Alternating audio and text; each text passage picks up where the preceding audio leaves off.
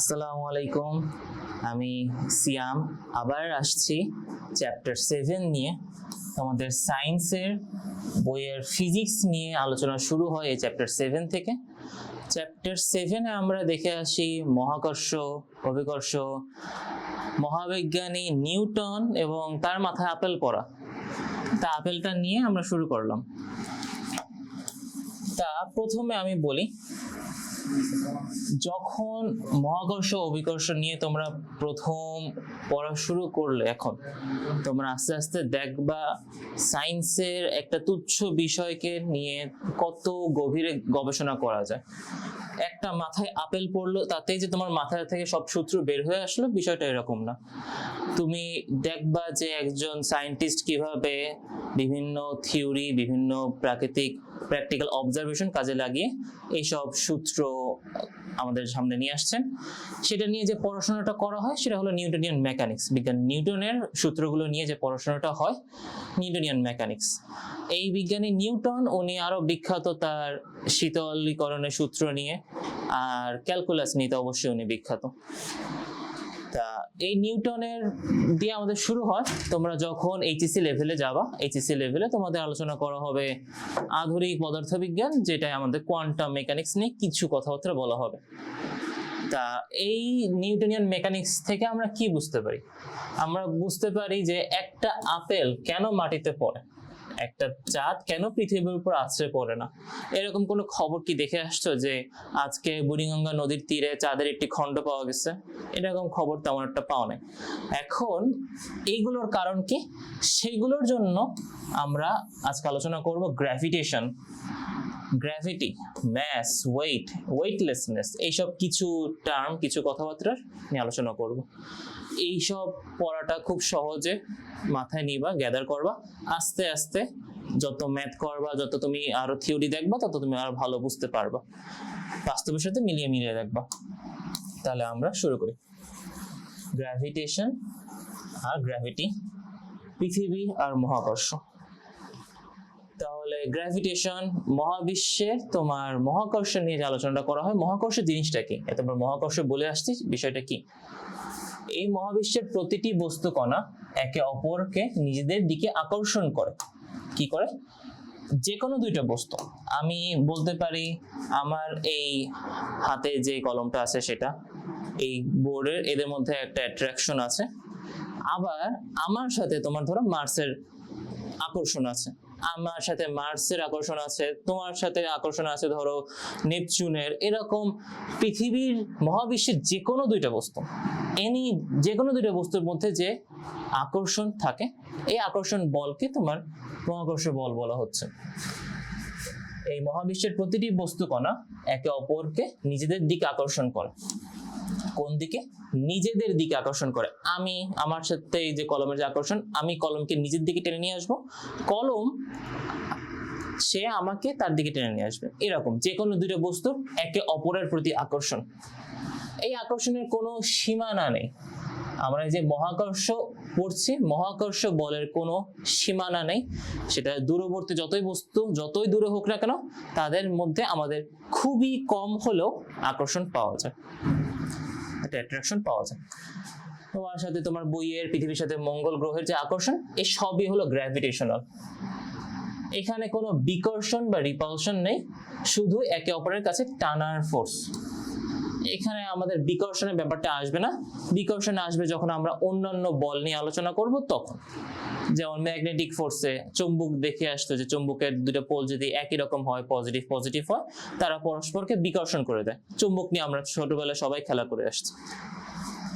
দুটি বস্তুর ম্যাস যত বেশি হবে, তাদের মধ্যে গ্র্যাভিটেশন তত শক্তিশালী হবে। এই যে কথাগুলো আমি বললাম, এই কথাগুলো আমরা এবার ম্যাথমেটিক্যালি দেখার ট্রাই করব।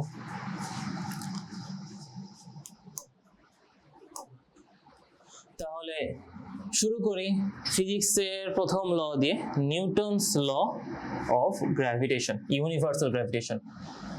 নিউটনের মহাবিশ্বের মহাকর্ষীয় ল। এই যে ল বা এই যে নীতি আমরা এখন পড়বো, এই নীতিতে আমাদের কিছু জিনিস দেখা লাগবে। প্রত্যেকটা বস্তু সম্পর্কে জেনে আমরা সূত্রটা ফাইনালি দেখবো। ধরে নি M1 একটা বস্তুর নাম দিয়েছি M1, M1 আর M2 দুইটা বস্তু। এই দুইটা বস্তুর মাঝখানে দূরত্ব রয়েছে, ধরো এই দূরত্বটা তোমার হলো d দূরত্ব অবস্থান করছে। এটা এভাবে চিন্তা করতে পারি, যেমন আমার একটা কলমকে আমি M2 বললাম, আমি নিজে M1, এবং এর মাঝখানে যে ডিসটেন্সটা আছে সেটার নাম আমি দিয়েছি d। কত ডিসটেন্স হবে? বেশি ডিসটেন্স হবে না। তাহলে d ডিসটেন্সে, d দূরত্বে M1 এবং M2 দুটি বস্তু যদি অবস্থান করে তাদের মধ্যে কি কি দেখা যায় সেগুলো আমরা দেখব।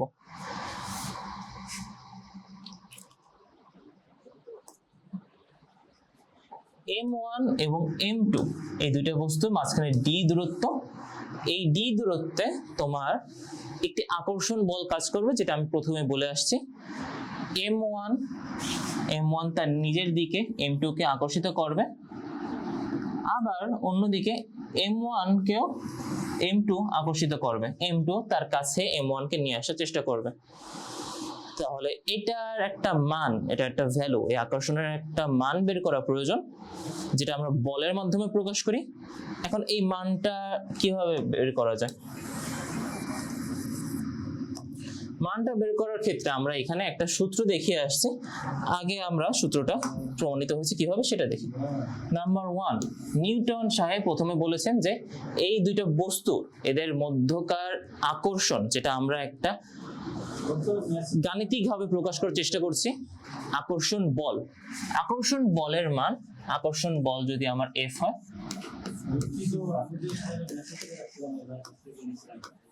আকর্ষণ বল যদি আমি F নাম দিই, তাহলে এই আকর্ষণ বলের মান তোমার বস্তু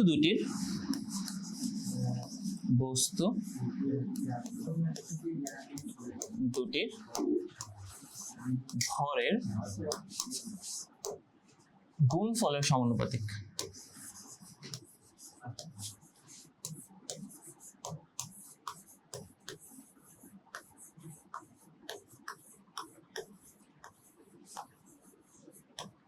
এটা আমরা কিভাবে প্রকাশ করি? M1 যদি প্রথম বস্তুটার ভর হয়, M কেন আমি ব্যবহার করলাম? M দিয়ে আমার বোঝায় হলো ম্যাস। ম্যাস মানে কি? ম্যাস মানে ভর। ভর কি এবং ওজন কি এটা নিয়ে আমাদের সামনে পড়াশোনা করা হবে। পদার্থের পরিমাণটাই হলো তোমার ভর। M1 যদি এক প্রথম বস্তুর ভর হয়, আর M2 যদি দ্বিতীয় বস্তুর ভর হয়, এদের গুণফল, যেটা আমি ক্রস দিয়ে দেখালাম, এদের গুণফল তোমার বলের মানের সমানুপাতিক। সমানুপাতিক কথাটা কি এটার সাথে আমরা পরিচিত হই, যেটা আমরা এইভাবে দেখাই, একটা আলফা সাইন দিই, এই সাইনটা এইভাবে দেওয়া যায়, সহজে দেওয়া যায়। M1 M2, আমি মাঝখানে এখানে গুণ চিহ্নটা ব্যবহার করলাম না, কারণ কি আমরা গুণ তো অনেকভাবেই দেখাতে পারি। আমি যদি এটা লিখি এটাও ঠিক, আমি যদি M1 M2 লিখি এটাও ঠিক, আমি যদি মাঝখানে একটা ডট দিই M1 ডট M2 এটাও ঠিক। এই তিনটাই সঠিক, যেটা আমাদের ম্যাথে আমরা দেখে আসছি। তাহলে F আকর্ষণ বল তোমার ভর দুটির গুণফলের সমানুপাতিক। কথাটা মানে কি? আমি যদি ভর M1 বস্তুর ভর আমি যদি ধরো 10 দিই, 10 দিলাম, অন্যদিকে আমার হলো M2 বস্তুর ভর আমি ধরো এটা 5 দিলাম, F বলে আমি কোনো আপাতত মান দিলাম না। এখন আগে ধরো ভর দুটা ছিল 10 আর 5, গুণ করলে কত আসবে? 50।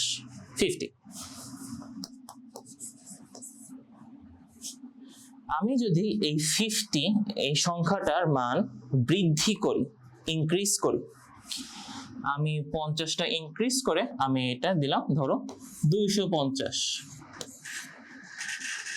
তাহলে আমার F বল, আকর্ষণ বলের মানটাও বৃদ্ধি পাবে। কেমন বৃদ্ধি পাবে? আমার আগে, আমি যদি এটা পরের পেজে দেখাই, আমি আগে দেখালাম যে দুটো বস্তু তোমার M1 এর ভর ছিল 10 কেজি আর M2 এর ভর ছিল 5 কেজি এবং M1 M2 এদের গুণফল তোমার 50 কেজি। এখন আমি এদের গুণফলটা বৃদ্ধি করলাম, এটা আমি ধরো উপরে একটা প্রাইম সাইন দিয়ে আলাদা করে আইডেন্টিফাই করলাম, অথবা আমি যদি অন্য কালার ইউজ করি আরো ভালো হবে।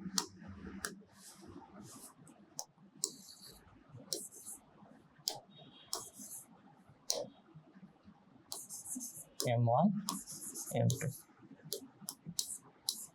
এদের যদি আমি ওজনটা 50 থেকে 250 তে নিয়ে গিয়েছিলাম 250-এ 5 গুণ বৃদ্ধি করি, 250 কেজি, যেটা তোমার 5 × 50, 5 গুণ বৃদ্ধি করলাম, 5 কথাটা মাথায় রেখো। তাহলে আমার যদি বস্তুর মধ্যবর্তী আকর্ষণ বল F হবে, নতুন Fটা হবে পুরনো F এর তুলনায় 5 গুণ বেশি, 5 গুণ হবে।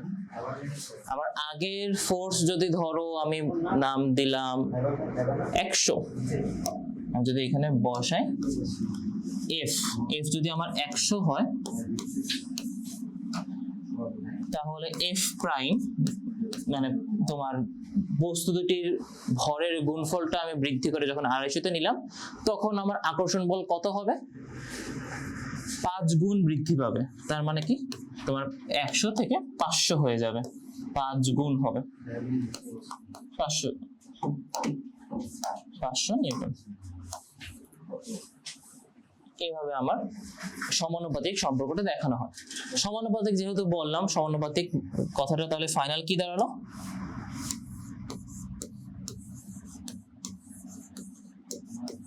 সমানুপাতিক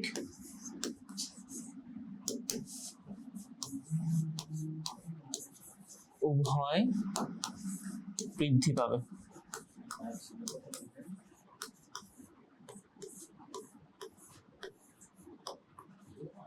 আর সমানুপাতিক উভয় বৃদ্ধি পাবে, তাহলে এটার উল্টো কথাটাও আমরা পাবো, সেটা হলো ব্যস্তানুপাতিক। কি? ব্যস্তানুপাতিক।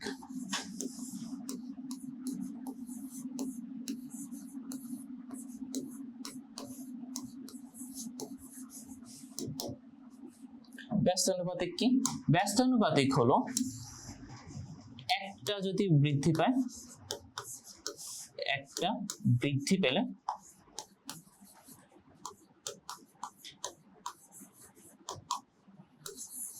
অন্যটা কমবে, অন্যটা হ্রাস পাবে বা কমবে।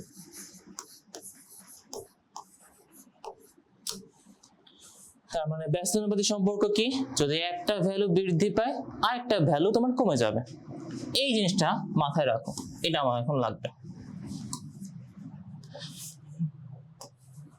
এবার নিউটন সাহেবের প্রথম কথা, নিউটনস ফার্স্ট থিওরি, প্রথম কথা ছিল যে সমানুপাতিক সম্পর্ক, ফোর্স বা বলের মান বস্তুদ্বয়ের ভরের গুণফলের সমানুপাতিক। এই কথাটা লিখতে হবে, এই কথাটা লিখতে হবে, এটা মাস্ট।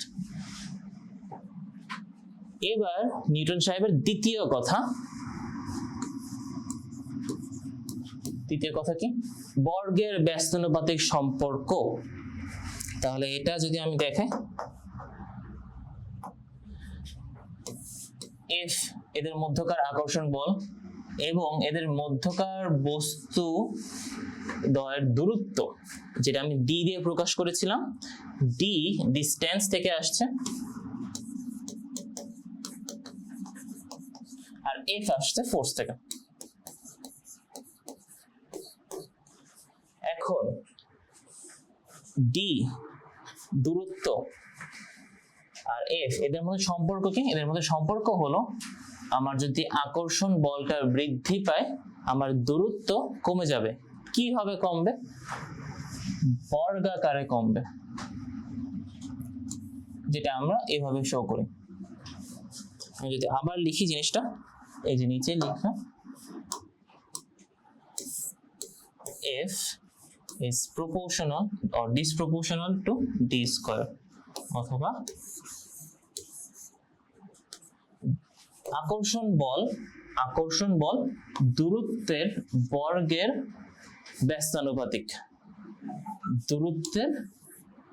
ব্যস্তানুপাতিক, কথাটা ক্লিয়ার কিনা, কথাটা ভালো করে বুঝবা, তারপরে আমরা সামনে আগাবো। আকর্ষণ বল দূরত্বের বর্গের ব্যস্তানুপাতিক, তার মানে এটা আমি যদি সংখ্যা দিয়ে দেখাই কেমন হবে? ধরো m1 আর m2 দুটো বস্তুর মাঝখানে দূরত্ব d। এখন আমি এদের টেনে আরো দূরে নিয়ে গেলাম, এটার নাম আমি ধরো দিলাম ডি প্রাইম, যে কোনো একটা নাম দিতে পারি।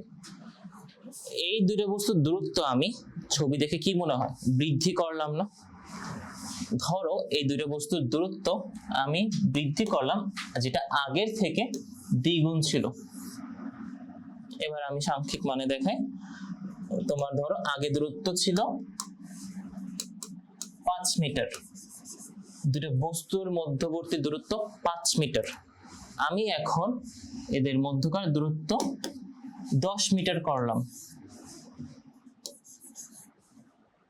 10 মিটারে নিয়ে গেলাম, তাহলে দূরত্ব বৃদ্ধি পেল। এখন কি আমার আকর্ষণ বল বৃদ্ধি পাবে নাকি কমবে? এটাই আমার মূল কথা। আমার ফর্মুলা ছিল F সমানুপাতিক 1/d স্কয়ার। এখন আমি যদি d এর ভ্যালু বসাই, আগে ছিল তোমার 1/5 স্কয়ার, 5 স্কয়ার ইকুয়ালস টু কত আসে? 25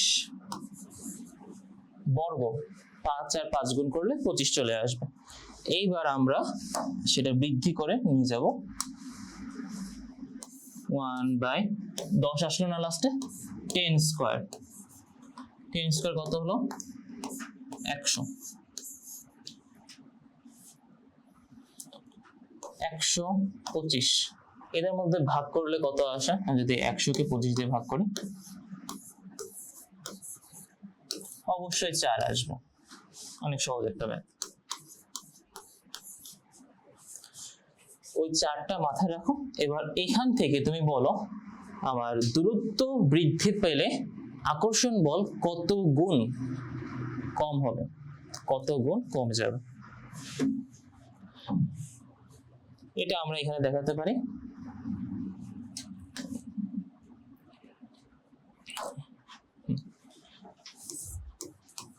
F সমানুপাতিক ছিল 1/d স্কয়ার, আর পরবর্তীতে তোমার F প্রাইম, যেটা পরবর্তী আকর্ষণ বল, সেটা সমানুপাতিক ছিল 1/d প্রাইম স্কয়ার। এভাবে দেখাতে পারি, ম্যাথমেটিক্যাল দেখাতে গেলে এভাবে দেখাতে হয়।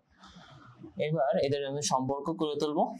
এই সমানুপাতিক গুলো আবার উপর নিচে পাশাপাশি লেখা যায়, আমরা এইভাবে শো করতে পারি। F prime equals two 1/d square, আবার নিচে 1/d প্রাইম স্কয়ার।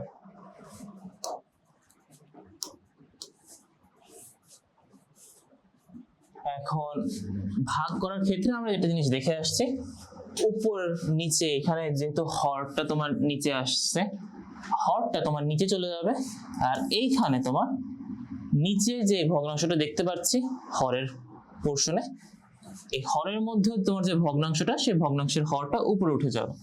এটা আমরা এইভাবে দেখাতে পারি 1/d স্কয়ার ইন্টু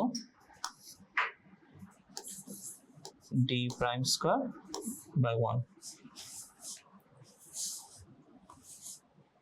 তাহলে আমার আসলো F সমানুপাতিক 1/d স্কয়ার ছিল, আমি দেখালাম F prime equals to d prime square আর d স্কয়ার। আমার d স্কয়ারের মান আসছিল উপরেরটা 100, নিচে হলো 25, যেটা আমরা ভাগ করলে চলে আসে 4।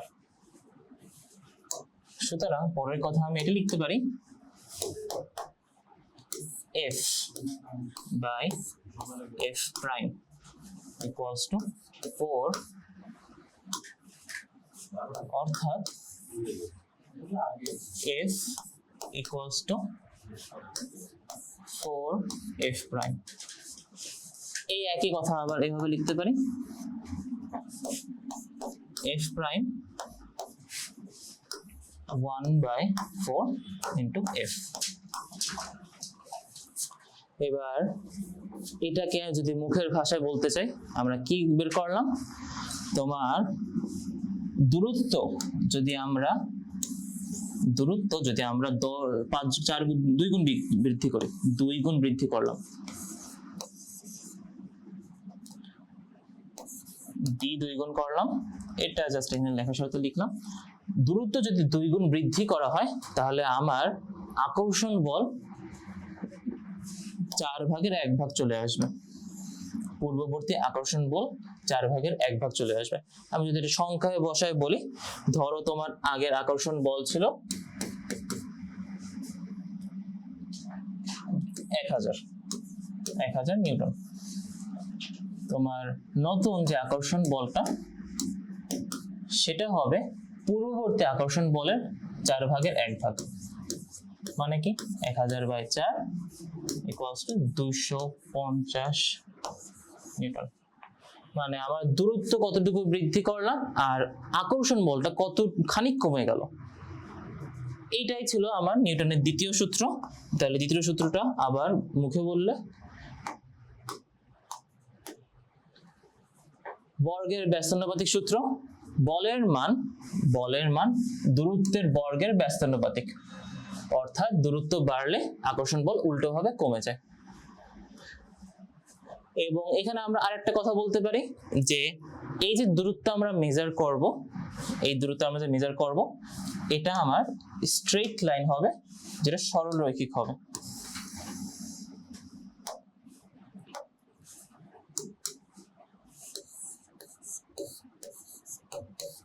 সরল রৈখিক হতে হবে। মূলত আমরা এখানে সরণটা হিসাব করছি, দূরত্ব না, সরণটা হিসাব করছি।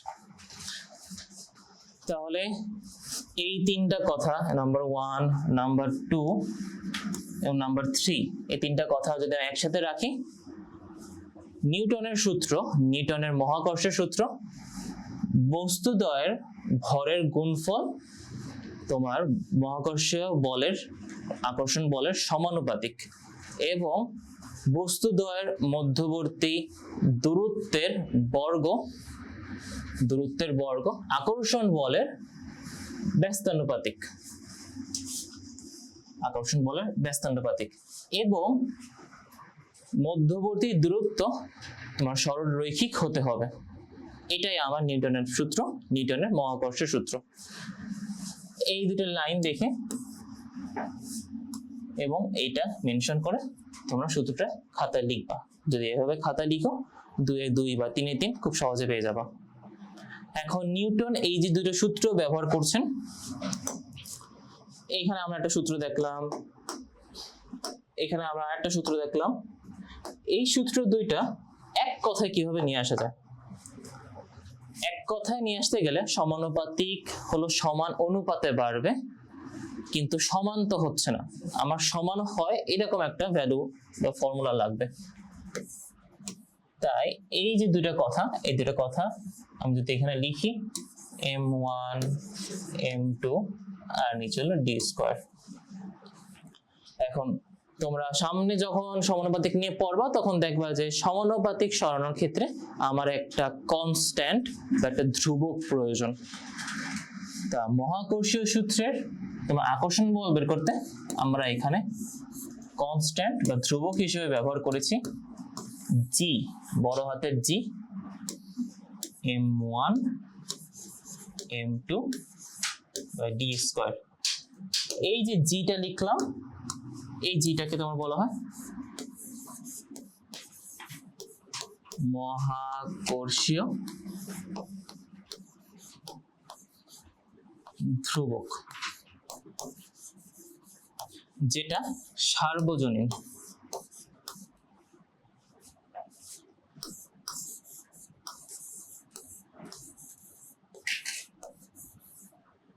মানে কি ইউনিভার্সাল,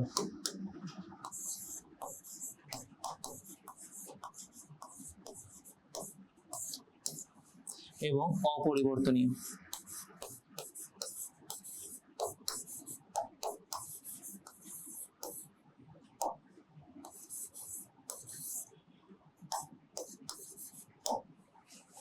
এই দুটো কথার অর্থ কি? এই যে জি ধ্রুবকটা এখানে নিয়ে আসলাম, যেটাকে আমরা বললাম মহাকর্ষীয় ধ্রুবক, এই মহাকর্ষীয় ধ্রুবক তোমার সর্বদাই সর্বক্ষেত্রে ব্যবহারের উপযোগী। আমি যদি এখন দুটো বস্তুর আকর্ষণ বল, যেটা আমি হিসাব করি মহাবিশ্বে, স্পেসে, আমি যদি এই ঘরের মধ্যে বসেও হিসাব করি, তোমার সর্বদাই এই ধ্রুবক একই থাকবে। ধ্রুবকের মান অপরিবর্তনীয়, ধ্রুবকের মান কখনোই পরিবর্তন হবে না, সকল ক্ষেত্রে প্রযোজ্য। তোমার মাঝখানে কি থাকলো কি না থাকলো, আমি কি করলাম কি না করলাম, কোনো অবস্থা বা কোনো কিছুর উপর নির্ভরশীল না, এটা সার্বজনীন এবং অপরিবর্তনীয়। এবার আমার এই ধ্রুবকের মানটা জানতে হবে।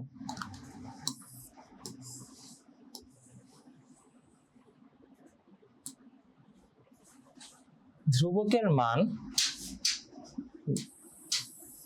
আমাদের মুখস্থ করা বাদে এখানে আর কোনো উপায় নাই, তোমাদের এই মানটা মুখস্থ করতে হবে। এই মানটা আসছে কিভাবে? যখন সামনে আরো পড়বা ক্লাস 9-10 এইচএসসি তে, তখন তুমি জানতে পারবা যে ধ্রুবকের মানটা কি ক্ষেত্রে কিভাবে নিয়ে আসা হলো। ধ্রুবকের মান কত? 6.673 ইন্টু 10⁻⁻11 এবং newton metre per kg square, এই এককটা ইউজ করতে হবে। তোমরা সম্প্রতি একক নিয়ে একটু নতুন ধারণা পাচ্ছ। তা একক হলো এসআই একক আছে, এসআই এককে তোমার এসআই ইউনিটের মধ্যে আমরা 7টা মৌলিক একক পাই, মৌলিক একক থেকে অনেকগুলো যৌগিক একক আসে, সেগুলো নিয়ে আমি এখন আলোচনা করতে যাচ্ছি না। আমি বলতে চাচ্ছি যে তোমার এই মহাকর্ষীয় সূত্র, মহাকর্ষীয় ধ্রুবকের এককটা কিভাবে আসলো, একটু ডিফিকাল্ট হবে, তবে দেখে রাখো।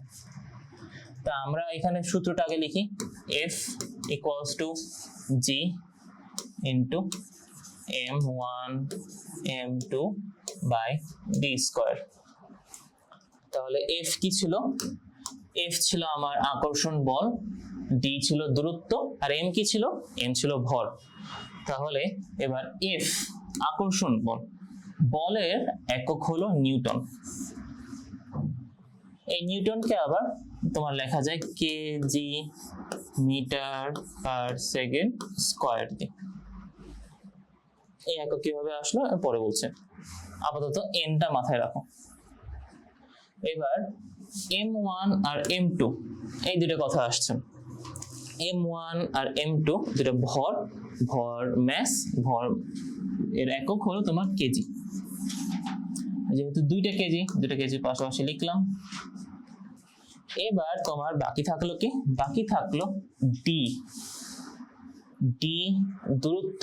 দূরত্ব তো আমরা নর্মালি মেজার করি কিভাবে? এত মিটার দূরে অবস্থান করে, এত কিলোমিটার দূরে বাসা, মিটার দিয়ে, এম শর্টে এম, মিটার দিয়ে। তাহলে আমরা পেলাম নিউটন, এন, এম মিটার আর কেজি।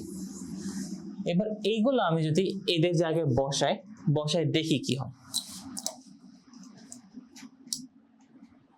আমার এফ এর জায়গায় আমি যদি এন বসাই,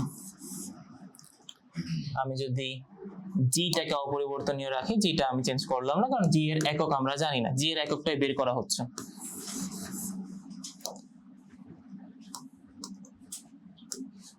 এবার বাকি জায়গাগুলোতে আমি M1 M2 এর বদলে কি বসাবো? M1 এরও একক কেজি, M2 এর একক কেজি, দুটো কেজি বসাই।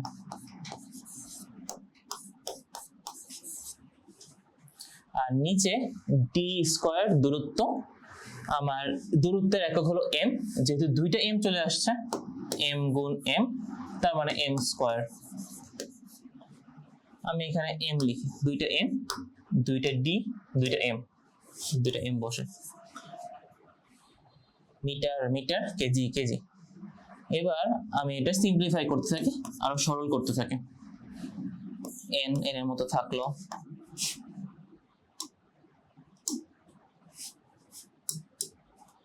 জি এর জায়গায় জি লিখলাম। এবার এখানে কেজি, দুইটা কেজি যেহেতু গুণ করে দিলাম কেজি স্কয়ার, আর নিচে দুইটা মিটার, মিটার স্কয়ার। তাহলে নিউটন আসলো, কেজি স্কয়ার আসলো, মিটার স্কয়ার আসলো। এইবার এইগুলো আমরা গুছিয়ে এমন একটা অবস্থায় নিয়ে আসবো যাতে এক পাশে, শুধুমাত্র একটা পাশে জি থাকে আর অন্য পাশে তোমার বাকি সবকিছু থাকে, তাহলে আমরা এককটা বের করতে পারবো। তাহলে আমি আবার লিখি, তোমার জিটা আমি এক পাশে রাখি আগে। আচ্ছা আমি এই পাশে নিয়ে আসি।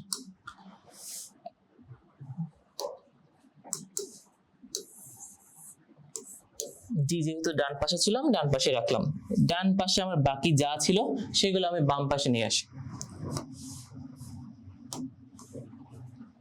তাহলে নিউটন ছিল, আর ছিল কি কেজি স্কয়ার আর এম স্কয়ার। এখন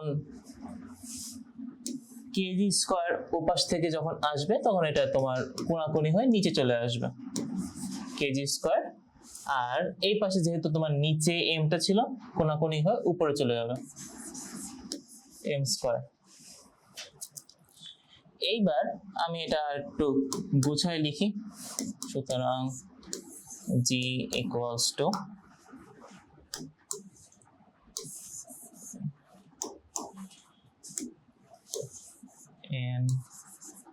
এম স্কয়ার, নিচে কেজি স্কয়ার।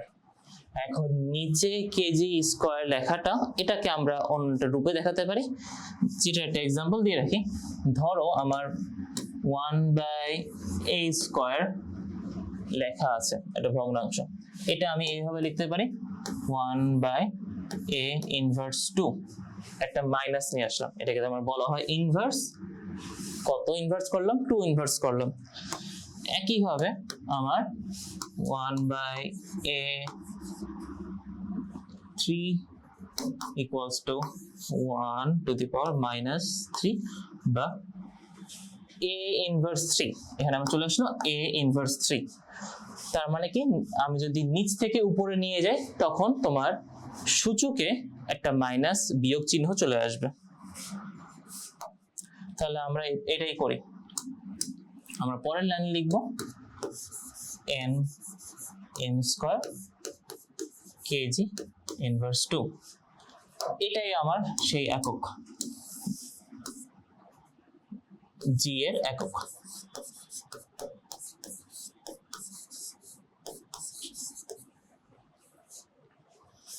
তাহলে আমরা দেখি, আমরা জি এর একক বের করছিলাম, জি এর একক কিভাবে বের করা হলো।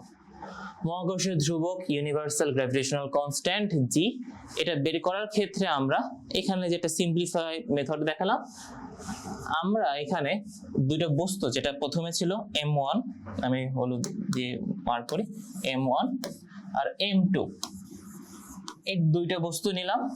দুইটা বস্তুর মধ্যবর্তী যে দূরত্ব, যেটা আমি d দিয়ে লিখতাম, এটা আমি 1 মিটার নিলাম। এই m1 আর m2 দুইটারই ওজন হলো 1 কেজি আর 1 কেজি।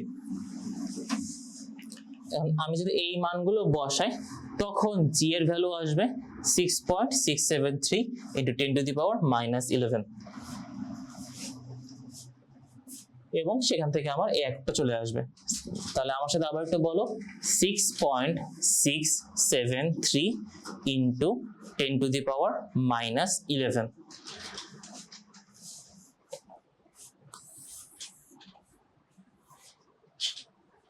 এবং এই যে মাঝখানে -11, এই 11 থাকার ফলে তোমার এটা একটা অত্যন্ত ছোট সংখ্যা, যেটা সাধারণ বস্তুর মধ্যে আমরা আকর্ষণ অনুভব করি না, একদমই অনুভব করি না। এখন কত ছোট হতে পারে আমি যদি একটু এক্সাম্পল দিয়ে দেখানোর চেষ্টা করি। আমি 1/100 নিলাম, 100 ভাগের 1 ভাগ, এটা 10 10 100 না, তার মানে কি 10 স্কয়ার মানে হলো 100। আমি লিখলাম 1/10 স্কয়ার, যেটা আমি আবার লিখতে পারি 10 ইনভার্স 2। আমি এবার আর একটু ইনক্রিজ করি জিনিসটা, আমি নিচে লিখলাম 1000, তাহলে 1000 আসবে কিভাবে, 10 10 10 কিউব থেকে 3টা 10 নিয়ে আমার 1000 আসবে। আমি এটা আবার লিখি 1/10⁻³ বা আমি লিখতে পারি 10⁻³ এবার এখানে দেখো এটা আমরা আবার দশমিকেও লিখতে পারি, তাই না? দশমিক ফর্মটাও দেখে রাখি, 1/100 আমি এখানে লিখতে পারতাম 0.01, এখানে আমি লিখলাম 0.001। তাহলে একটা জিনিস দেখো, তোমার প্রথম সংখ্যাতে এই যে প্রথম সংখ্যা এখানে দশমিকের পর একটা শূন্য, আর এখানে দশমিকের পর 2টা শূন্য। 1000-এ আমরা 3টে শূন্য পাই, কিন্তু এখানে দশমিকের পর 2টা শূন্য চলে আসছে, এখানেও একটা কম, এখানে একটা কম। এবার আমি যদি 10⁻11 লিখি তাহলে আমার কি আসবে, এর ভ্যালু কেমন আসবে? আমার এটা ভ্যালু আসবে 1, এরপর 11 যেহেতু আছে 11টা শূন্য বসাবো, 1 2 3 4 5 6 7 8 9 10 11। এটা দশমিকে লিখতে গেলে কেমন হবে, এরকম 0.1 2 3 4 5 6 7 8 9 10। এত ছোট একটা সংখ্যা, অনেক ছোট একটা সংখ্যা, অনেক কম আকর্ষণ, এটা আমরা অনুভব করিই না, কেয়ারই করি না। এই জন্য এটাকে তোমার মহাকর্ষ সূত্র বলা হয়, যেটা তোমার অপরিবর্তনশীল, সেটা তোমার সার্বজনীন, কোথাও চেঞ্জ হচ্ছে না।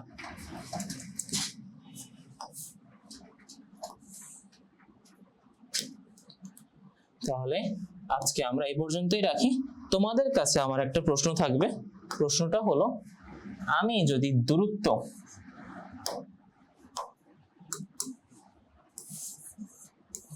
দূরত্ব 3 গুণ করি তাহলে আমার আকর্ষণ বল কত গুণ হবে?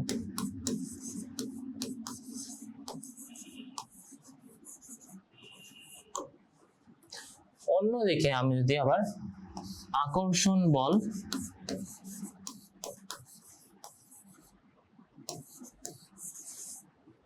16 গুণ করি, দূরত্ব কত গুণ বৃদ্ধি পাবে, কত গুণ হবে? এবার আরেকটা প্রশ্ন, সেটা হলো, তোমার মহাকর্ষ পরিমাপের ক্ষেত্রে যে দুইটা বস্তু ব্যবহার করা হলো, প্রতিটা বস্তুর ভর যদি আমি 2 গুণ করি, প্রতিটি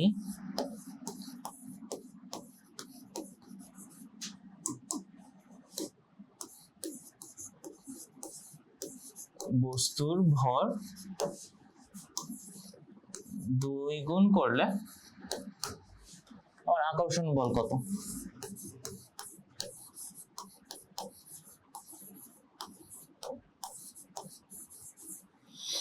তোমাদের এই 3টা হোমওয়ার্ক থাকলো, তোমরা সলভ করে জানিয়ে দিবে। আমরা গত ক্লাসে আলোচনা করেছিলাম মহাবিজ্ঞানী মহাজন নিউটনের নিউটনীয় সূত্র, নিউটনীয় মহাবিশ্বের সূত্র, মহাকর্ষের সূত্র, যে একটা মহাকর্ষের সূত্র তোমার জন্ম দিয়েছিল একটা সম্পূর্ণ পদার্থবিজ্ঞানের নতুন দুনিয়া, এবং সেটা দিয়েই তোমাদের হলো এই পদার্থবিজ্ঞানের জার্নিটা শুরু করা হলো। এই যে একটা সূত্র আমরা দেখলাম, এর মাধ্যমে আমরা দুটো বস্তু, যে বস্তু নির্দিষ্ট ভর আছে, দুটো বস্তুর সাথে শক্তির আমরা একটা কানেকশন তৈরি করলাম। বস্তু এবং শক্তি, একটা ম্যাটার, একটা এনার্জি, এদের মধ্যে একটা কানেকশন সৃষ্টি করলাম এই নিউটনের প্রথম সূত্রের মাধ্যমে। এবং এই বস্তু দুটোর মাঝখানে যে একটা দূরত্ব ম্যাটার করে, সেটা আমরা দেখলাম প্রথম সূত্রটা দিয়ে। নিউটনের সূত্র কি ছিল? নিউটনের সূত্র ছিল দুটি বস্তুর মধ্যবর্তী দূরত্বের বর্গের ব্যস্তানুপাতিক এবং দুটি বস্তুর ভরের গুণফল এর সমানুপাতিক, আকর্ষণ বলের সমানুপাতিক। যেটা তোমার মধ্যবর্তী দূরত্ব হবে সরল রৈখিক দূরত্ব, কোনো বেঁকা পথ না, সরল রৈখিক দূরত্ব, যেটা আমরা সরণ বলে থাকি। সরণ, ত্বরণ এসব নিয়ে তোমরা সামনে পড়বা। তা আমি আগে গ্র্যাভিটি নিয়ে আলোচনা করি। গ্র্যাভিটি বা যেটাকে বলা হয় অভিকর্ষ,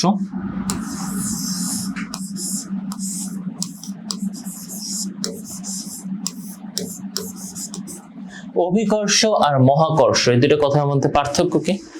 মূল পার্থক্য একটাই, একটা যদি পার্থক্য বলতে হয় সেটা হলো মহাকর্ষে যে কোনো দুইটা বস্তু, আমি একটা কলম এর মধ্যবর্তী মহাকর্ষীয় বল, এই বোর্ড আর সূর্য এদের মধ্যবর্তী মহাকর্ষীয় বল সবই আমরা মেজার করতে পারতাম মহাকর্ষের সূত্র ব্যবহার করে।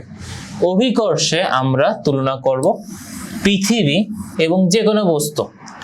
এই যে পৃথিবীতে তোমার একটা আপেল পড়ে যায়, এই আপেলের মধ্যবর্তী দূরত্বে এবং এদের মধ্যকার যে ভর সেটার গুণফল দিয়ে আমরা অভিকর্ষ বল বের করতে পারি।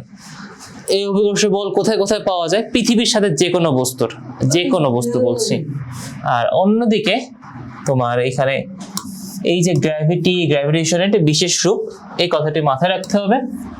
আর নিচে দেখো সুবর্ণ একটা নিয়ম লিখে রাখছে, সকল অভিকর্ষই মহাকর্ষ, কিন্তু সকল মহাকর্ষই অভিকর্ষ না। সকল অভিকর্ষই মহাকর্ষ, কিন্তু সকল মহাকর্ষই অভিকর্ষ নয়। এই কথাটা আমার মাথায় রাখতে হবে।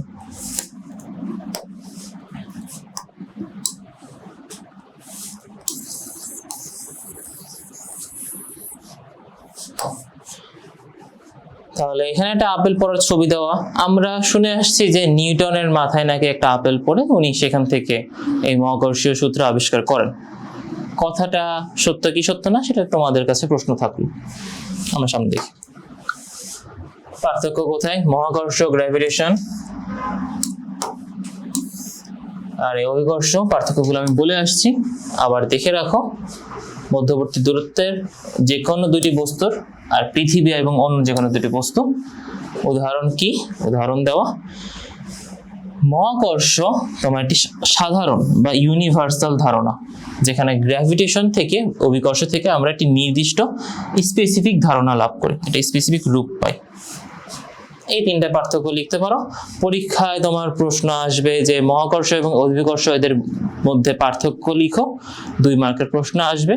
2 মার্কের প্রশ্নে তুমি 2টা বা 3টা পার্থক্য লিখলে এনাফ, 2 সহজে পেয়ে যাবা।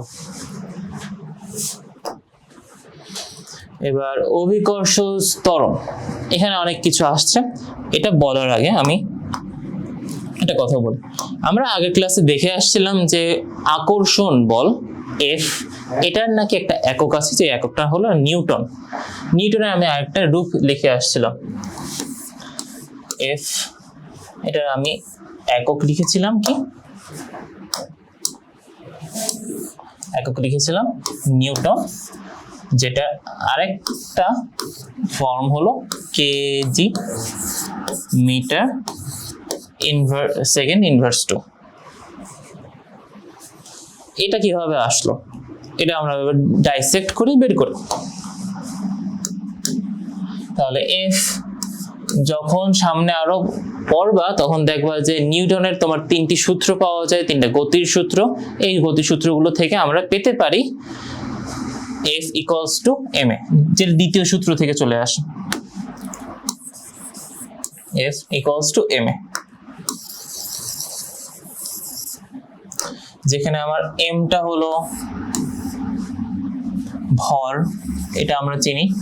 a আমরা নতুন দেখলাম, এটা হলো ত্বরণ।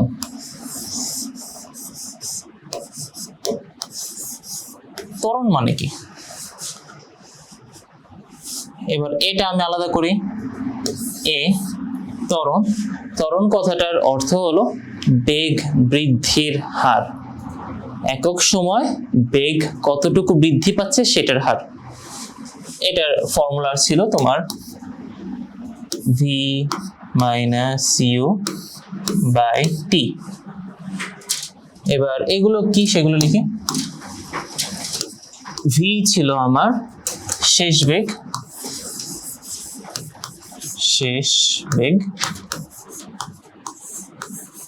আর অন্যদিকে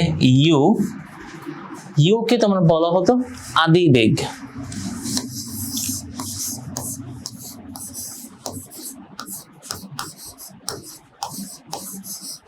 এবং এখানে টি হলো সময়। আমরা মৌলিক একক, এটা আমরা চিনি যে তোমার সময় সেকেন্ড, মিনিট, আওয়ার, অনেক কিছু বলতে পারে। এবার প্রশ্ন, তোমার আরেকটা প্রশ্ন আসতে পারে, প্রশ্ন কি করবা, বেগ কি? বেগ আদি বেগ বললাম, শেষ বেগ বললাম, আদি না শেষ এটা না হয় বুঝলাম যে শেষে তোমার যে বেগটা থাকে সেটা, আদি হলো আদিতে যে বেগটা থাকে, শুরুতে যে বেগটা থাকে সেটা। কিন্তু বেগ জিনিসটা কি? বেগ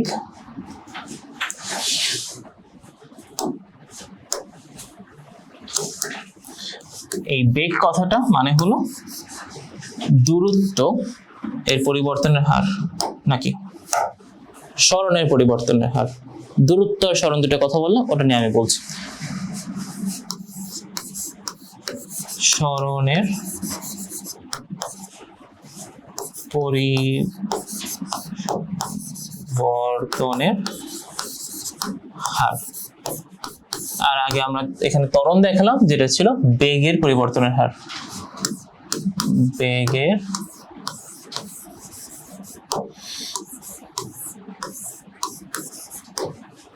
পরিবর্তনের হার।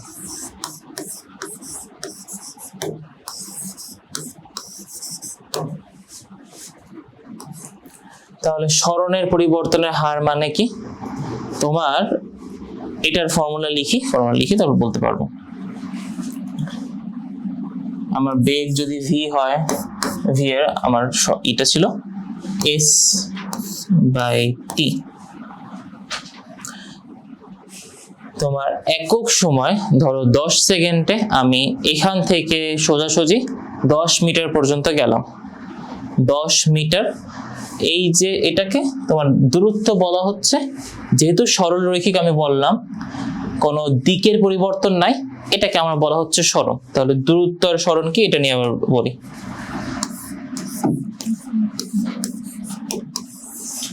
দূরত্ব আর সরণ।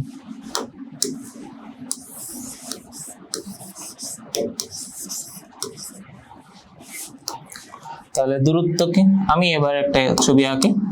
ধরো এখানে একজন দাঁড়িয়ে আছে, মিস্টার কি নাম দেবো, কি নাম দেওয়া যায়, নিউটন সাহেব। উনি একদিন চিন্তা করলেন উনি আর গাছের তলায় থাকবেন না, উনি বাড়ি যাবেন। বাড়ি যাওয়ার পথটা ছিল তোমার আঁকাবাঁকা, কি আঁকাবাঁকা পথ। আর এই হলো তার বাড়ি। অত ভালো বাড়ি না, কোনো মতো একটা আঁকলাম।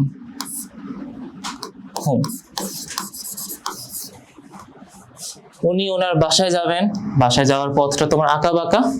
এখন উনি হিসাব করলেন যে এই যে পথটা উনি পাড়ি দিবেন বাসায় যাওয়ার জন্য, এই পথটুকু তোমার দূরত্ব বা কতটুকু উনি হাঁটলেন সেটা ছিল 10 মিটার।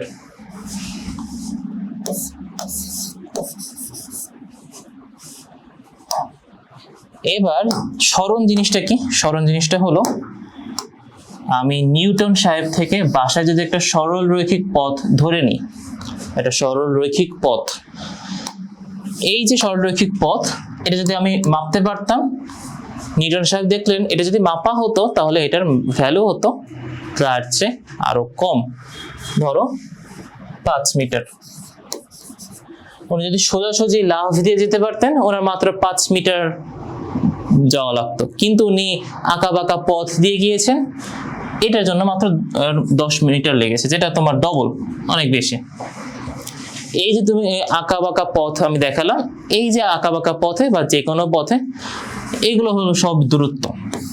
এটাও দূরত্ব, আমি 5 মিটার থেকে দূরত্ব বলতে পারি। দূরত্ব কি? তোমার এ একটা বস্তু এবং বি একটা বস্তু, দুটি বস্তুর মধ্যবর্তী অবস্থানের পার্থক্য। কিসের পার্থক্য? অবস্থানের পার্থক্য।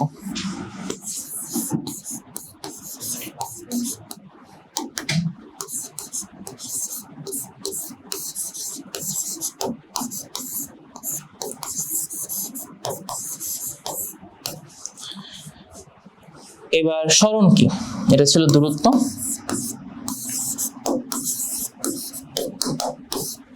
তাহলে সরণ হবে তোমার দুটি বস্তুর মধ্যবর্তী সরল রৈখিক পার্থক্য, সরল রৈখিক অবস্থানের পার্থক্য, সরল রৈখিক অবস্থানের পার্থক্য। এটা হলো আমার সরণ।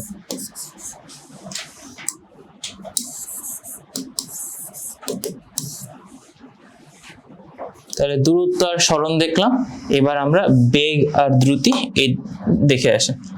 আমরা এখানে আমি লিখেছিলাম বেগ। বেগ হলো সরণের পরিবর্তনের হার। বেগ যদি ভি দিয়ে প্রকাশ করি, এখানে এসটা হলো আমার সরণ আর টি হলো সময়। তাহলে একক সময় আমার কতটুকু সরণ পার হলো সেটার মেজারমেন্টটা হলো আমার বেগ বা ভেলোসিটি। ভি থেকে ভি আসছে ভেলোসিটি থেকে।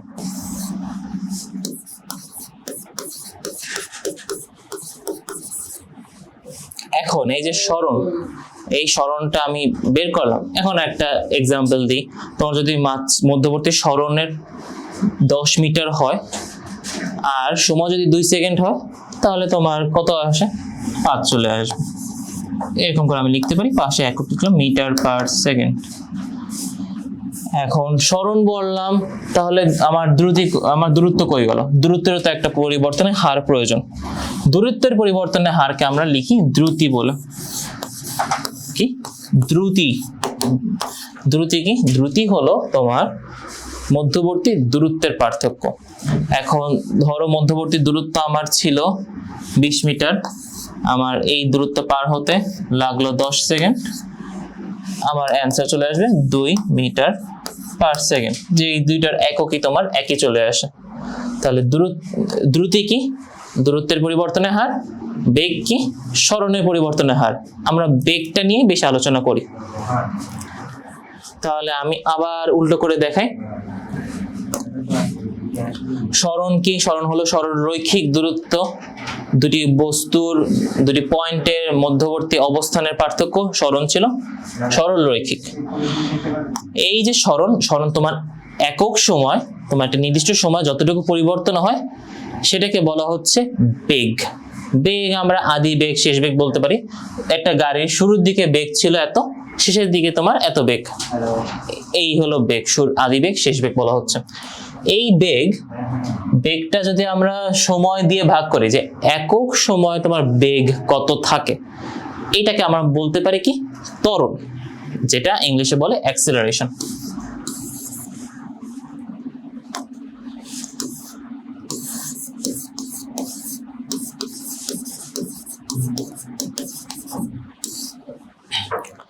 তাহলে ত্বরণ বললাম। এই যে ত্বরণ বললাম, এবার প্রত্যেকটা যদি আমি একক বসাই, আমি যদি এককগুলো দেখি, তাহলে দূরত্বের ক্ষেত্রে আমার একক ছিল তোমার মিটার। এই যে দেখো মিটার, এম মিটার। এখন দ্রুতির ক্ষেত্রে যেহেতু সময় দিয়ে আমরা একবার ভাগ দিচ্ছি, মিটার নিচে একটা সেকেন্ড চলে আসলো, মিটার পার সেকেন্ড। এবার এই যে বেগ, যেটা মিটার পার সেকেন্ড ছিল, এটাকে আমি আবার সময় দিয়ে ভাগ দিচ্ছি, তাহলে কি চলে আসবে? সেটা চলে আসবে মিটার পার সেকেন্ড স্কয়ার। তাহলে ত্বরণ এ এটা এককটা হলো মিটার নিচে 2টা সেকেন্ড স্কয়ার, যেটা আমরা এইভাবে লিখতে পারি এম এস ইনভার্স 2। এইটা আমার মাথায় রাখতে হবে। এবার আমরা ফোর্সে বা বলে যাব। বলের সূত্রে দেখো, বলের সূত্রে আমি লিখেছিলাম F equals to M a. M কি ছিল? এম ছিল ভর, আমরা আবার এম কিন্তু তোমার দূরত্বের একক হিসেবে পাই, এটা কিন্তু এখানে এমটা একক না, এটা কিন্তু আমার খেয়াল রাখতে হবে, এই এমটা একক না, এটা মনে রাখতে হবে। f equals to m a, তাহলে আমি যদি f equals to m a, এখানে আমি m এর মান 1 কেজি রাখলাম, ত্বরণের মান আমি 1 রাখলাম, তাহলে আমার ফাইনালি অ্যান্সার চলে আসে 1 মিটার, m এর জন্য কেজি আর অ্যাক্সেলারেশনের জন্য m s inverse 2 kg metre inverse 2। এইভাবে আমার নিউটনের এককটা চলে আসে। এই এত বড় একটা একক এটা না লিখে আমরা সরাসরি n ইউজ করি, নিউটনকে সম্মান করে n ব্যবহার করে। যে এই যে ফর্মুলাটা লিখলাম এটা আমার আসছে নিউটনের দ্বিতীয় সূত্র থেকে। নিউটনের সূত্রগুলো, নিউটনের আরো অনেক সূত্র আছে, সেগুলো নিয়ে আমাদের পরবর্তীতে আলোচনা করা হবে, ক্লাস 9-10 দেখবা। তাহলে এখানে আমরা কেন আসলাম, অনেক ঘুরে ফিরে আমরা এখানে চলে আসলাম। এবার এখানে কেন আসলাম সেটা দেখি।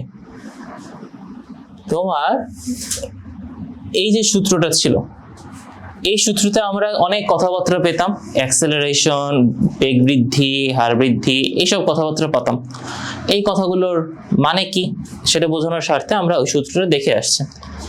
এবার এখানে দেখো তোমার অ্যাক্সেলারেশন বৃদ্ধির হার তোমার জি দিয়ে প্রকাশ করা হয়েছে। মানে কি, মানে হলো আমার এই যে ত্বরণ, এই ত্বরণটা আমি যদি পৃথিবীর কথা ভাবি, পৃথিবীর সাথে তুলনা করি, অভিকর্ষের তুলনা করি, তাহলে আমার এই এটা জি হয়ে যাবে। অভিকর্ষের যে ত্বরণটা উপস্থিত, অভিকর্ষজ ত্বরণ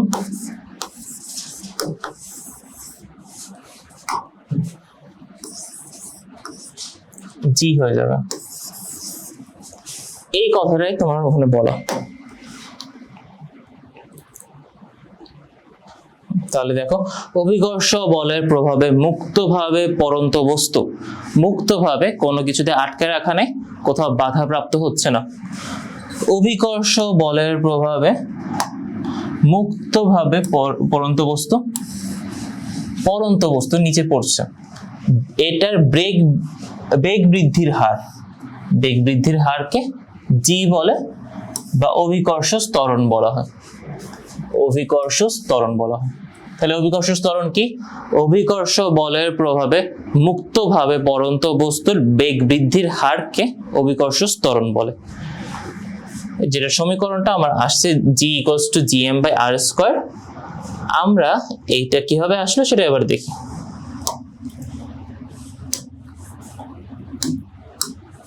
তাহলে দেখো, আমরা নিউটনের মহাকর্ষীয় সূত্র থেকে জানি যে F equals to g into m1 m2 by d square. এখানে আমার m1 বলা হচ্ছে যে কোনো একটা বস্তু, ধরো এখানে যে কোনো একটা বস্তু আমি রাখলাম, এটাকে আমি m1 নামটা না দিয়ে m দিলাম, আচ্ছা m2 নামটা না দিয়ে m দিলাম, m2 নামটা না দিয়ে m দিলাম। আর এই যে পৃথিবীর নাম আমি দিলাম, আচ্ছা এটা পৃথিবী না, এখানে একটা বলই দেখাচ্ছে। পৃথিবীর ক্ষেত্রে আমি m1 না বলে আমি এভাবে একটা পৃথিবী আঁকালাম, খুবই বাজে হয়েছে। এই যে m1 এর নাম আমি দিলাম, যেহেতু এটা ভর অনেক বেশি, একটা ছোট বস্তুর তুলনায় একটা পৃথিবীর ভর অনেক অনেক বেশি, এটা আমি বড় হাতের m দিলাম, বড় হাতের m, ক্যাপিটাল M। এখানে আমি যদি সেগুলোই বসাই, দেখবো m1 এর জায়গায় বড় হাতের m, m2 এর জায়গায় ছোট হাতের m, ছোট m বড় m দুটো চলে আসলো। আর দূরত্ব, এখন তুমি একবার নর্মালি চিন্তা করো, এই যে পৃথিবী থেকে তোমার একটা বস্তুর যে দূরত্ব মাপা হয়, ধরো একটা বস্তু তোমার এখানে ভাসমান, এই যে দূরত্ব মাপা হয়, দূরত্বটা কি তোমার কম হবে না খুব বেশি হবে? এটা কি তোমার আমার যেরকম 10 মিটার দূরে বা 5 মিটার দূরে এরকম হবে, নাকি দূরত্বটা অনেক বেশি হবে? এবং দূরত্ব মাপার ক্ষেত্রে একটা জিনিস জেনে রাখতে পারো, সেটা হলো তোমার পৃথিবীর কেন্দ্র থেকে দূরত্বটা মাপা হয়। এই যে দূরত্ব, এই দূরত্বটা তো যেহেতু অনেক বেশি, তো সেটা সম্মানার্থে তোমার আর একটা কথা ব্যবহার করা হয়। আর দিয়ে তোমার মূলত রেডিয়াস বোঝায়। এখন পৃথিবীতে অবস্থিত যে কোনো বস্তু, এটা পৃথিবী থেকে আর কতই উপরে থাকবে, একদম গায়ে লেগে থাকবে প্রায়, তাই এটা তোমার পৃথিবীর যে রেডিয়াস ব্যাসার্ধ সেটা দিয়েই তোমার হিসাব করা হয়।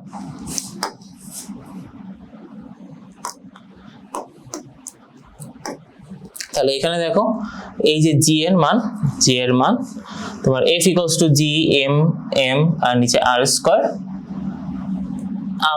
আবার আমরা জানি F equals to M G, F equals to M A ছিল, এম জি কিভাবে আসলো? ওই যে আমি একটা কথা বলছিলাম, পৃথিবীর ক্ষেত্রে যেহেতু আমি বলছি, এখানে আমার এ না হয়ে এর বদলে জিটা বসানো হয়েছে, F equals to M G. F equals to M g আবার এফ ইকুয়ালস টু এই ফর্মুলা, এই দুটো ফর্মুলা চলে আসে। তার মানে কি দাঁড়ালো? এই দুইটাকে আমরা একত্রিত করতে পারি। একত্রিত করে দেখি কি হয়। আমি এক পাশে এম জি বসালাম, আরেক পাশে আমি G M m by R square বসালাম। এখানে দেখো তোমার এখানে একটা ভুল করছে, এটা ঠিক আছে, এটা কাটবো না। এখানে যদি আমি দুই পাশে এম কাটি, এই এমটা কাটলাম, এই এমটা কাটলাম, তাহলে কি দাঁড়ায়? তাহলে দাঁড়ায় এই পাশে আমার শুধু থাকবে জি, এই পাশে আমার থাকবে G M by R square. কাটাকাটিটা তোমরা দেখে নিও, কাটাকাটি ঠিক আছে, শুধুমাত্র একটা ছোট হাতের এম গুলো কেটে নিব। তাহলে আমার বাকি থাকে G equals to G M by R square. কি হলো? এম জি ছিল, M G G M M R square, দুই পাশে এম আছে, এম গুলো কাটলাম, এবং ফাইনালি আমার অ্যান্সার দাঁড়ালো G equals to G M by R square, যেখানে আরটা হলো পৃথিবীর ব্যাসার্ধ। আমরা কি বিবেচনা করছি এখানে? আমি এখানে বিবেচনা করছি একটা পৃথিবী, আচ্ছা একটু ভুল,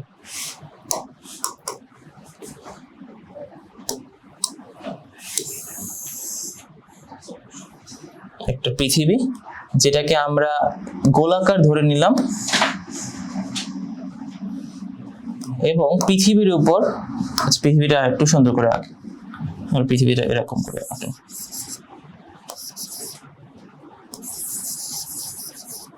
কোথাকার ম্যাপ আঁকলাম আমার খেয়াল নেই, এঁকে দিলাম একটা কোনো মতো।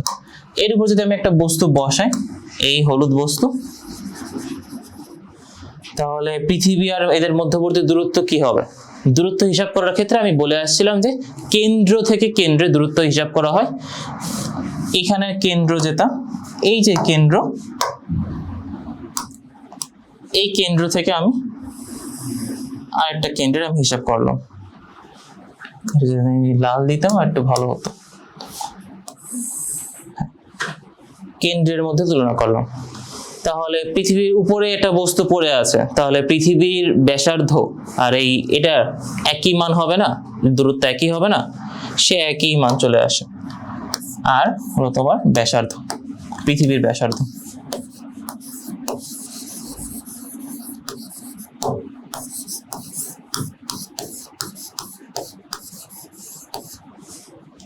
এই এমটা হলো পৃথিবীর ভর,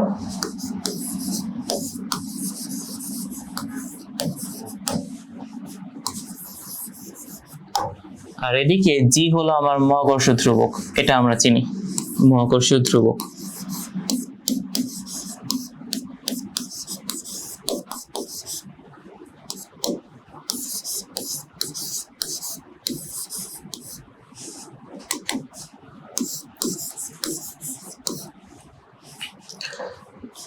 এবার একটা জিনিস একটু ভালো করে খেয়াল করো, আমরা এখানে যখন ছোট হাতের এম গুলো কেটে ফেললাম, এই ছোট হাতের এম গুলো কি ছিল?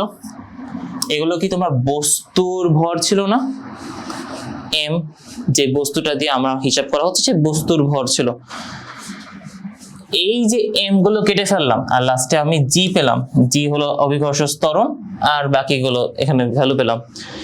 তাহলে লাস্টে কি দাঁড়ালো, যেহেতু এম থাকে না, বস্তুর ভর থাকে না, আমার অভিকর্ষ ত্বরণ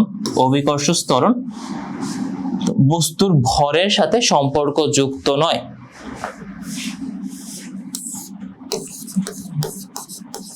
বস্তুর ভর এর সাথে সম্পর্কযুক্ত নয়। তার মানে কি দাঁড়ায়? তার মানে দাঁড়ায় এই সমীকরণে তোমার বস্তুর ভর এম 1 কেজি হতে পারে, 1 গ্রাম হতে পারে, 100 কেজি হতে পারে, 100 মিলিয়ন টনও হতে পারে। একটি আপেল আর একটা হাতি যদি দুইটা একসাথে আমরা ফেলাই, এখানে আমার একটু কিছু কথাবার্তা আছে, আমি বলেছিলাম মুক্তভাবে পরন্তের কথা, তাই না? আমি ধরো এখানে একটা আপেলের কথা বললাম,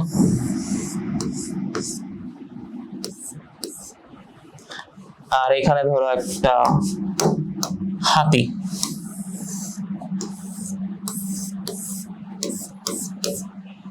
অনেক সুন্দর ছবি আছে। দুইটা বস্তু যদি আমি মুক্তভাবে ফেলাই, মাঝখানে আমি কোনো বাধা রাখবো না, বাধা নাই। বাধা নাই মানে কি? আমার মাঝখানে তোমার কোনো ঘর্ষণ নাই, মাঝখানে তোমার কোনো উপাদান নাই যেটা তোমাদের এটাকে আটকাবে। বাস্তবে কিন্তু এটা আমরা দেখতে পাই না। এই দুইটা বস্তুকে যদি একসাথে ছেড়ে দিই, দুইটা বস্তুই একই সময় একসাথে এসে নিচে পতিত হবে, সময় একই থাকবে, ত্বরণ একই থাকবে, একত্রে একই সময় পতিত হবে। এইটা নিউটন পরীক্ষা করেছিলেন। নিউটনের গিনি ও পালক বলে একটা পরীক্ষা আছে।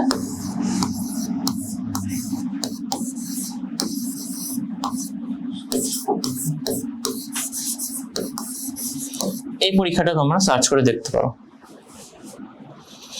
তাহলে লাস্টে একটা কথা বলে আজকে ক্লাসটা শেষ করি, সেটা হলো এই যে আমি জি লিখলাম, মহাকর্ষ ধ্রুবক, পৃথিবীর ব্যাসার্ধ, পৃথিবীর ভর, এগুলো কি তোমার হিসাব করা হয় নাই? এগুলো কি আমরা পাই না? এগুলোর মান আছে, এগুলো নির্দিষ্ট মান আমরা পেতে পারি, পাই। এই মানগুলো যদি আমি বসাই, মানগুলো বসালে আমার জি এর ভ্যালু চলে আসবে। G equals to 9.8 metre second inverse 2। এবং এই যে একবার এই যে মানটা দেখলে জি এর ভ্যালু, এই জি এর ভ্যালু দিয়ে আমাদের অনেকগুলো ম্যাথ করতে হবে। এই সংখ্যার সাথে আমরা অনেক পরিচিত হব। এবার এই জি এর মান কিভাবে আসলো তোমাদের কাছে প্রশ্ন থাকলো। তোমরা পৃথিবীর ভর, পৃথিবীর ব্যাসার্ধ আর ধ্রুবক বসিয়ে জি এর মানটা বের করে দেখো। তাহলে আজকে এই পর্যন্তই রাখছি। আমরা নেক্সট ক্লাসে মহাকর্ষীয় ধ্রুবক, ত্বরণ নিয়ে আর একটু আলোচনা করব ইনশাআল্লাহ। লাস্ট ক্লাসে আমরা দেখে আসছিলাম জি ইকুয়ালস টু যে 9.8 আসে, কিভাবে আসে, এটার গুরুত্ব কি, এটা দিয়ে আমরা কি বুঝতে পারি, এবং নিউটনের মেকানিক্সের কিছু বেসিক কথাবার্তা যেগুলো আমরা শুনে আসি বারবার, বেগ, ত্বরণ, সরণ, দূরত্ব, বল, এইগুলো নিয়ে পড়ে আসছিলাম। আজকের ক্লাসে আমরা সামনে আগাবো, আরো দেখব। তোমাদের লাস্টে দিন একটা কথা বলেছিলাম যে জি এর মান তোমার 9.8 কিভাবে আসে, এই বড় হাতের জি, এম আর আর স্কয়ারে ভ্যালু বসিয়ে তোমরা এই মানটা বের করবে। আমি এখানে সেই মানটা বের করে রাখছি। জি এর মান তোমার 6.673 × 10⁻11 newton metre square kg inverse 2। অন্যদিকে এম যেটা হলো পৃথিবীর ভর, সেটা অনেক বেশি, 5.98 × 10⁻24 কেজি। দূরত্ব অনেক বেশি, 6.4 × 10⁻6 মিটার, যেটা প্রায় 6400 কিলোমিটার এর সমান। এটা যদি বর্গ করা হয় আমার মান চলে আসে 4.06 × 10⁻13 m স্কয়ার। এবার আমি মানগুলো যদি বসাই আমার ভ্যালু আসবে 9.8 এর কাছাকাছি। তা এই ভ্যালুটা তোমার এক্সাক্ট না, একদম আদর্শ মান না, তাই আমি এখানে একটা সাইন ইউজ করছি, তোমরা এটা চাইলে ইউজ করতে পারো যে কোনো ম্যাথের ক্ষেত্রে। যে সব ম্যাথে আমার 0.146876 এরকম আমার লিখে শেষ হবে না, সেখানে আমি এরকম একটা সাইন ইউজ করতে পারি যেটাতে আমার বোঝায় যে এটা প্রায় অ্যাপ্রক্সিমেটলি কত হয়। এবং বিজ্ঞানীরা যখন এটা নিয়ে মান বের করছিলেন তারা আরো নিখুঁত একটা মান বের করে রাখছেন, সেটা হলো 9.80665। এবং এটাও প্রায়, এটাও তো আমার সম্পূর্ণ মান না, আদর্শ মান না, metre second square, metre by second square বা মিটার সেকেন্ড ইনভার্স 2। এই যে এককটা আসলে কি হবে, এখানে আমরা দেখলাম নিউটনের একক আমরা ভাঙলাম, উপরে কেজি, নিচে কেজি, উপরে মিটার স্কয়ার, নিচে মিটার স্কয়ার, এসব কাটাকাটি করে দেখা যায় লাস্টে ms ইনভার্স 2 থাকে, যেটা হলো আমার ত্বরণের একক পেলাম। তাহলে আমরা এবার সামনে আগাই, এই ম্যাথটা আবার একটু দেখো, আমরা আবার সামনে আগাই।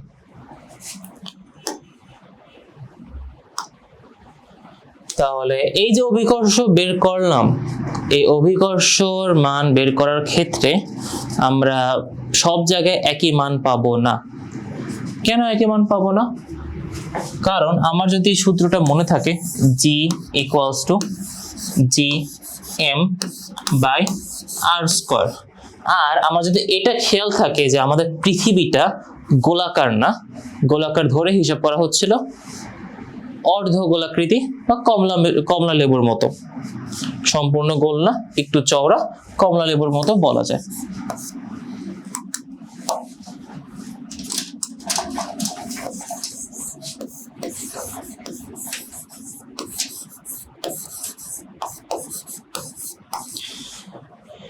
তার মানে কি? তার মানে কমলা লেবু যেরকম হয়, এক পাশের দূরত্ব বেশি থাকবে, আমার এইভাবে যদি আমি চিন্তা করি দূরত্ব কম থাকবে, ব্যাসার্ধ কম থাকবে, এইভাবে চিন্তা করলে আমার দূরত্ব বেশি থাকবে, ব্যাসার্ধ বেশি থাকবে।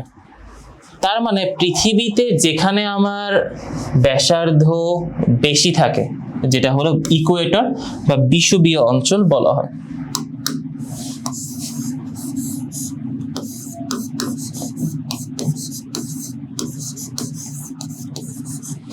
বিষুবীয় অঞ্চলে আমার আর বেশি থাকলে জি কম হবে। কারণ কি? এই ইকুয়েশনটা দেখো, G ইকুয়ালস টু Gm/r²। আমরা নিউটনের প্রথম সূত্রে কি পড়ে আসছিলাম, যে আমাদের বল, আকর্ষণ বল, এটা তোমার দূরত্বের বর্গের ব্যস্তানুপাতিক। তার মানে বল বৃদ্ধি পেলে দূরত্ব কমবে, দূরত্ব বৃদ্ধি পেলে বল কমবে, এবং এই বলের মধ্যে অন্তর্নিহিত আছে কি? ত্বরণ। তার মানে কি দাঁড়ালো, আমার আর যদি বৃদ্ধি পায় আমার জি কমবে, আমার এখানে দূরত্ব বেশি, বিষুবীয় অঞ্চলের দূরত্ব বেশি, জি এর মান কম। অন্যদিকে আমার যেটা হলো মেরু অঞ্চল, কি মেরু অঞ্চলে আমার দূরত্ব কম, মেরু অঞ্চলে দূরত্ব কম, উত্তর মেরু দক্ষিণ মেরু উভয় মেরুতেই দূরত্ব কম। দূরত্ব যদি কম হয় তাহলে কি হবে, আমার জি বেশি হবে, দূরত্ব কম জি বেশি। তাহলে আমার যদি জি এর মান বেশি হতে হয় তাহলে আমার দূরত্বটা কমতে হবে, ব্যস্তানুপাতিক সম্পর্ক। এই কথাটাই আমার এখানে বলা। এবার এই যে জি এর মান যেটা আমরা বললাম কোথায় কম হবে কোথায় বেশি হবে, আমার এটার ভ্যালু মানটা একটু মনে রাখতে হবে। মেরু অঞ্চলে জি এর মান সবচেয়ে বেশি, G max 9.83 metre by second square বা মিটার সেকেন্ড ইনভার্স 2। ক্রান্তীয় অঞ্চলে ট্রপিক্যাল রিজনে আমার 9.8 বা 9.8, যেটা আমি অ্যাভারেজ মান ধরে হিসাব করি আমাদের অঞ্চলগুলোতে। বিষুবীয় অঞ্চলে তোমার 9.78 মিটার বাই সেকেন্ড স্কয়ার বা মিটার সেকেন্ড ইনভার্স 2। এই তিনটা মান আমার মনে রাখতে হবে, আমার ম্যাথের জন্য এই মানগুলো লাগবে। গাণিতিক সুবিধার জন্য জি এর আদর্শ মান 9.8 বা 9.81 দিয়ে অনেকে হিসাব করে, এই দুটো ধরে নেওয়া হয়। এইবার তোমাদের কাছে একটা প্রশ্ন থাকবে, 1 কেজি চিনি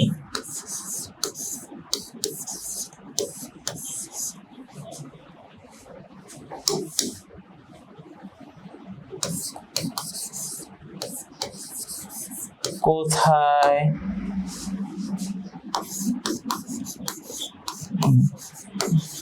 বিক্রি করা লাভজনক?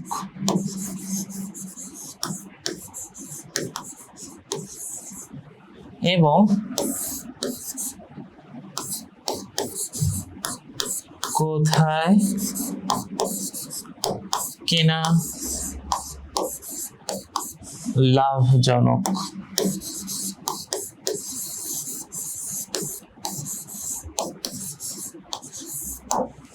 তোমরা এটা ভেবে চিন্তে অ্যান্সার করবা, ব্রেইন স্টর্মিং করে অ্যান্সার করবা, এবং এই প্রশ্নটা যদি অ্যান্সার করতে পারো তখন মনে করবা যে আমি মেডিকেলের একটা প্রশ্ন অ্যান্সার করে ফেললাম, আমি বুয়েটে ঢোকার আগে এইচএসসি লেভেলে একটা প্রশ্ন অ্যান্সার করে ফেললাম, আমি এদিকে তোমার জিকে প্রশ্ন অ্যান্সার করে ফেললাম, অলিম্পিয়াডের পরীক্ষার প্রশ্ন অ্যান্সার করে ফেললাম।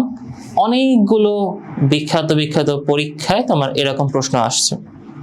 এটা তোমার মেডিকেলে সরাসরি এই কথাটাই আসছে যে 1 কেজি চিনি কোথায় বিক্রি করলে লাভজনক হবে, কোথায় লাভজনক হবে না। কেন এই কথাটা বললো বের করে দেখো।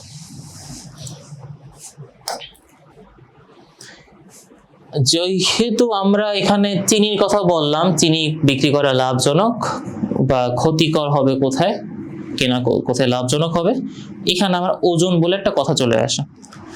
চিনির ওজন দিয়ে আমার হিসাবটা করতে হয়। তাহলে ওজন, ম্যাস বা ওয়েট, এই ওজনের সাথে তোমার ভরের পার্থক্য কোথায়? ম্যাস বা ভর এটা আমার কনস্ট্যান্ট থাকবে, আর ওজন আমার ভ্যারিয়েবল বা পরিবর্তনীয় হতে পারে, পরিবর্তনশীল।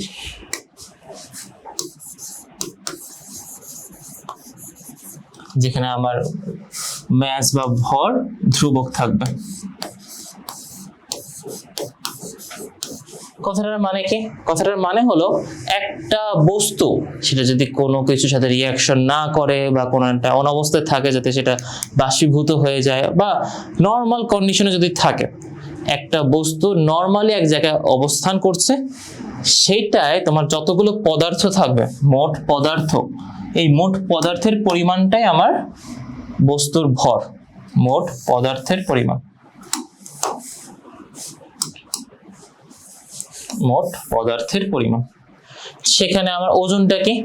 ওজনটা হলো বেসিক্যালি আমি ভরের সাথে যদি ত্বরণ গুণ দিই, সেটা পৃথিবী তার বস্তুকে তার দিকে যে বলে আকর্ষণ করে, পৃথিবী কোনো বস্তুকে তার কেন্দ্রের দিকে যে বলে আকর্ষণ করে, যেটা আমরা অভিকর্ষ বল বলে চিনে আসছি। এই অভিকর্ষ ত্বরণ থেকে অভিকর্ষ যে বল, এইটাই আমার মূলত ওজন। তাহলে ম্যাস এবং ওয়েটের আরো কিছু পার্থক্য দেখি। এটি বস্তুর একটা মৌলিক ধর্ম, ভর বস্তুর একটা মৌলিক ধর্ম, যেখানে আমরা ওজনটা হলো একটা বল বা ফোর্স। আমি যদি তোমার পৃথিবীতে থাকি বা আকাশে থাকি বা চাঁদে থাকি, যেখানে থাকি না কেন আমার ভর পরিবর্তন হবে না। আর ওজন, আমি যদি পৃথিবী তোমার এক প্রান্ত থেকে অন্য প্রান্তে যাই, আমার ওজন পরিবর্তন হয়ে যাচ্ছে। কারণ কি? ডব্লিউ, যেটা ওয়েট দিয়ে প্রকাশ করা হয়, ডব্লিউ ইকুয়ালস টু mg, যেখানে m হলো ভর আর g হলো অভিকর্ষ ত্বরণ।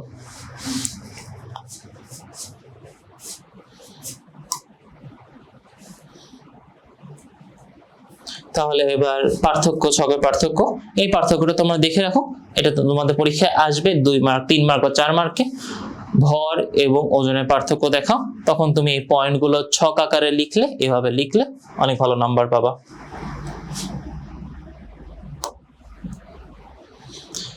চাঁদে গেলে তোমার ওজন কত হবে? এবার চাঁদের কথা বলি। আমাদের পৃথিবীতে যে অভিকর্ষ ত্বরণ g, এই g এর মান হলো 9.8, তাই না? পৃথিবীতে তোমার হলো 9.8। যখন আমরা চাঁদে হিসাব করি, চাঁদে হিসাব করে দেখা যায় চাঁদে তোমার অভিকর্ষ ত্বরণের মান পৃথিবীর অভিকর্ষ ত্বরণের 1/6, 6 ভাগের 1 ভাগ। কি আমার এটা মনে রাখা লাগবে? 6 ভাগের 1 ভাগ। পৃথিবীর অভিকর্ষ ত্বরণ এর তুলনায় চাঁদের অভিকর্ষ ত্বরণ পৃথিবীর 6/1 1/6, সেটা আমার মান চলে আসে 1.6 বা 1.63, এরকম কাছাকাছি একটা মান চলে আসে। তুমি এখানে 9.8 এখানে 1.6 দিয়ে মনে রাখতে পারো, 9.8 আর 1.6। এই 1.6 কি? 1.6 হলো 9.8 এর 6/1, এটা 6 দিয়ে ভাগ করি আমরা এটার কাছাকাছি মান পাবো। এখন পৃথিবীতে ধরো একটা অ্যাস্ট্রোনটের ওজন 60 কেজি ওজন, আমি কথা ভুল বলে ফেললাম, আমরা সব সময় এই ভুলটা করে থাকি। এখন থেকে তোমরা ভর বলবা, ভর বলা শিখবা। পৃথিবীতে একটা অ্যাস্ট্রোনটের মহাশূন্যচারীর ভর যদি 60 কেজি হয়, 60 কেজি হয়, তাহলে পৃথিবীতে তার ওজন কত হবে এবং চাঁদে তার ওজন কত হবে, এইটা আমার বের করতে হবে। এখানে আমার মানটা একটু ভুল আছে,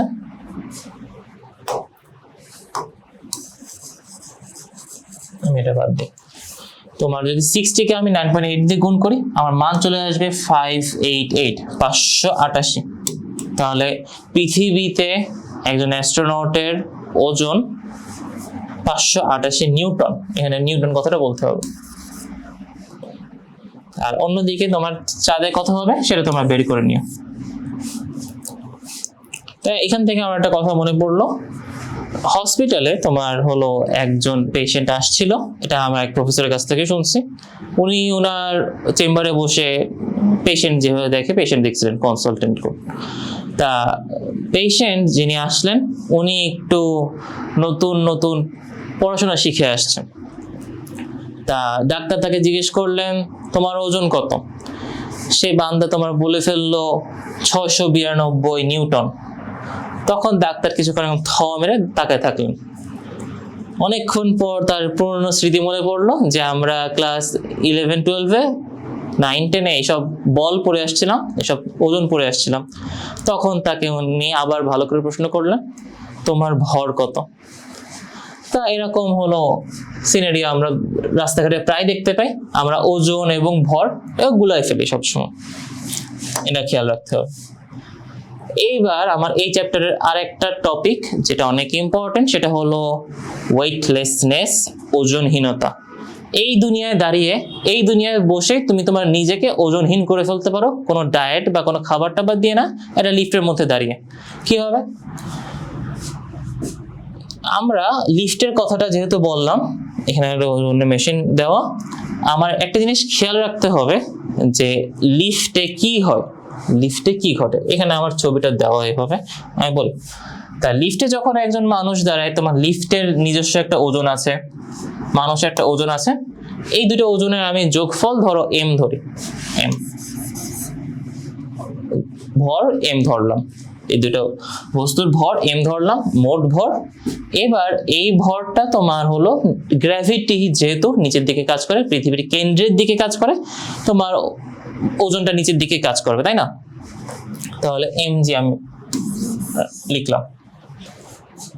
এখন যখন একটা লিফট তোমার স্থির থাকবে, লিফটের কোনো সরণের পরিবর্তন নাই, দূরত্বের পরিবর্তন নাই, বেগের পরিবর্তন নাই, ত্বরণ নাই, স্থির অবস্থায় থাকবে, তখন আমরা এখানে এই লিফট সহ মানুষের ওজন পাবো mg, যেটা হলো নর্মাল তোমার অভিকর্ষ যে মানগুলো পেতাম, অভিকর্ষ বল, ওজন সবকিছু সমান, mg, সহজে আমরা mg লিখতে পারি।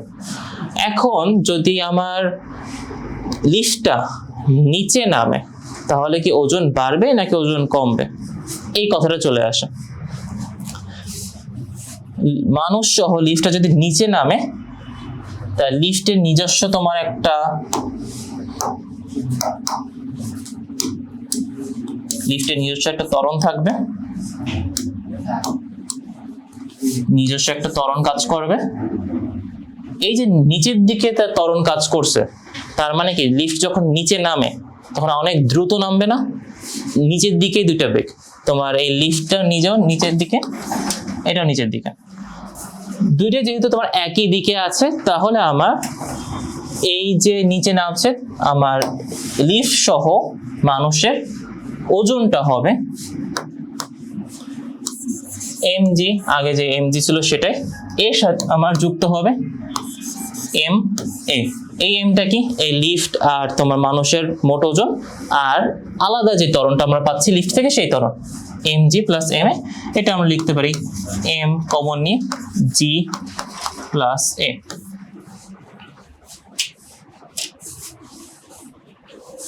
তাই না? এবার যখন তোমার লিফটটা নিচে নামে, লিফটের নিচে নামার সময় দেখো তোমার লিফটটা নিচে নামার ক্ষেত্রে আমরা ওজনটা কম অনুভব করি, তাই না? কম অনুভব করি। তাহলে দেখো এবার তুমি ফিল করো, আমি কিন্তু একটা কথা ভুল বলে আসছি এখানে। যেহেতু নিচে নামছে, দুইটা নিচে নামছে, আমার মনে তো হওয়ার কথা যে দুইটার ওজন আরো বৃদ্ধি পাওয়ার কথা, তাই না? অ্যাকচুয়ালি না, যখন আমি লিফট দিয়ে নিচে নামি আমার কাছে হালকা মনে হয়, তাই না?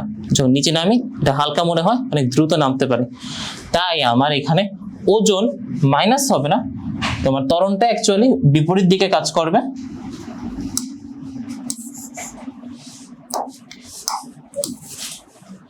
এবং আমার এইখানে মোট যে ওজনটা হবে mg minus ma, mg minus ma। এই জন্য আমার হালকা মনে হবে।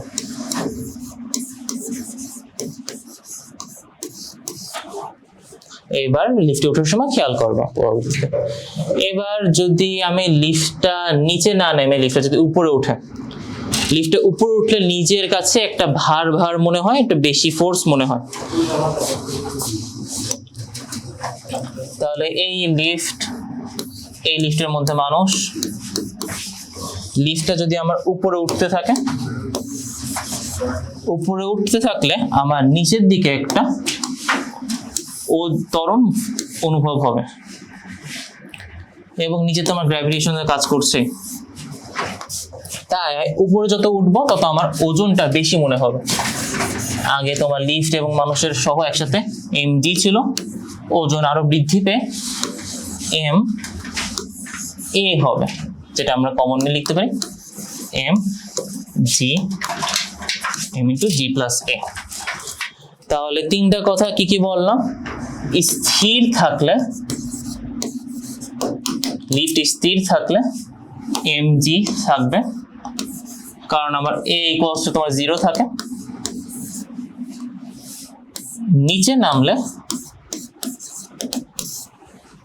আমার ওজন কম অনুভব হবে, mg মাইনাস a। এবার উপরে উঠলে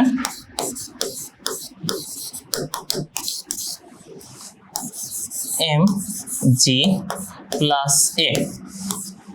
এই তিনটা কথা আমার খুব ভালো করে মাথায় রাখতে হবে। নিচে নামলে ওজন কম মনে হবে, নিজেকে লাইট মনে হবে, ওজন কম আসবে। উপরে উঠলে নিজের কাছে চাপটা বেশি লাগবে, ওজনটা বেশি মনে হবে। mg plus a, mg minus a। আজকে লিফটে উঠে তুমি এটা এক্সপেরিমেন্ট করে দেখতে পারো। এবার আমরা এক্সট্রিম চলে যাব। এক্সট্রিম কি, ভায়োলেন্ট কি কথা বলবো।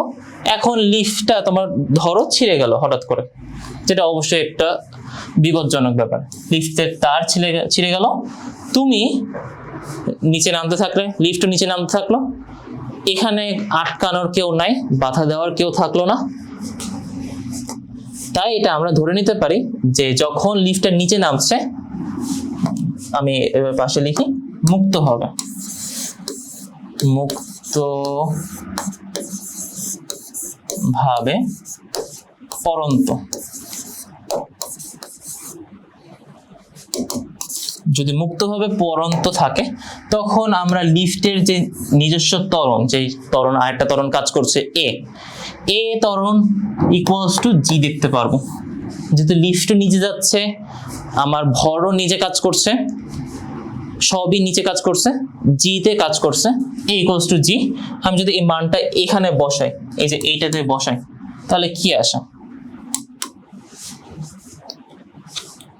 আমার আসে m g minus g equals to m into 0 equals to 0।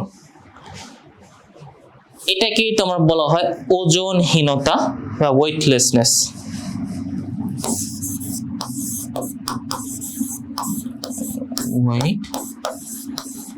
Weightlessness বা ওজনহীনতা।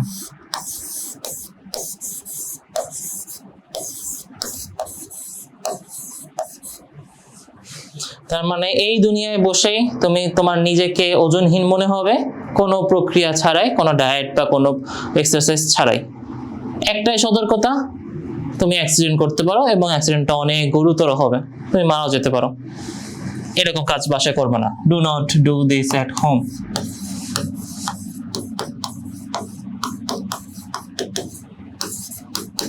যেভাবে আমাদের মুভিতে লেখা থাকতো। আরেকটা কথা থাকে, সেটা হলো তোমার যদি এই লিফটের ত্বরণটা, লিফটটা যখন উপরে ওঠে, অতিরিক্ত বেগে অতিরিক্ত ত্বরণে উপরে ওঠে, যদি এ এর ভ্যালু তোমার জি এর বেশি হয়ে যায়, সেটাকে আমরা অতি ওজনহীনতা বলি। আমি জাস্ট এখানে লিখে রাখি এভাবে যে M A minus A plus জি, তো নিচে নামবে এ মাইনাস জি। এটা হলো আমরা সামনে ক্লাসে আলোচনা করব, সামনে ক্লাস 9-10 বা এইচএসসি লেভেলে এটা আলোচনা করা হবে। অতি ওজনহীনতা কি? ওজন তো নেগেটিভে যায় না, তাহলে এই কথাটা কিভাবে আসলো? তাহলে আমাদের খেয়াল রাখতে হবে কি? আমাদের খেয়াল রাখতে হবে স্থির থাকলে কি হয়, নিচে নামলে ওজন কমে, উপরে উঠলে ওজন বাড়ে, এবং মুক্তভাবে পড়ন্ত হলে তোমার ওজনহীনতা দেখা যায়। এগুলো আমাদের খেয়াল রাখতে হবে, এখান থেকে প্রচুর ম্যাথ আসে। এইবার এই ওজনহীনতা তো আমরা শুধু লিফটেই দেখলাম। এই ওজনহীনতা লিফটে দেখে আমাদের কি হলো? এটা তো কাজে লাগাতে হবে। বিজ্ঞানীরা এটাই কাজে লাগালেন এবং এইটা ব্যবহার করেই তারা মহাকাশচারীরা কিভাবে মহাযানে ভাসেন, মহাকাশযানে ভাসেন মহাকাশচারীরা, অ্যাস্ট্রোনটরা কিভাবে এই যে স্পেসশিপে, যে স্পেস স্টেশন পাওয়া যায়, এই স্পেস স্টেশনে আমরা বিভিন্ন ভিডিও দেখে থাকি যে তারা এর মধ্যে ভাসতে থাকে, কিভাবে ভাসতে থাকে সেইটা। এটা কারণটা কি? মহাকাশযানে মহাকাশচারীরা ভেসে থাকেন, এর মানে এই নয় যে সেখানে তোমার গ্র্যাভিটি নাই, গ্র্যাভিটি আছে। পৃথিবী থেকে শত শত কিলোমিটার উপরেও জি এর মান থাকে। তাহলে তারা ভাসে কিভাবে? মহাকাশযানটি পৃথিবীর চারদিকে প্রচন্ড বেগে ঘুরতে থাকে, এটি সারাক্ষণ পৃথিবীর দিকে মুক্তভাবে পড়তে থাকে। যেহেতু স্পেসশিপ মহাকাশচারী দুজনেই একই ত্বরণে পড়ছে, তাই স্পেসশিপের মেঝে তোমার মধ্যে কোনো প্রতিক্রিয়া বল দেখা যায় না। কথাটা মানে কি?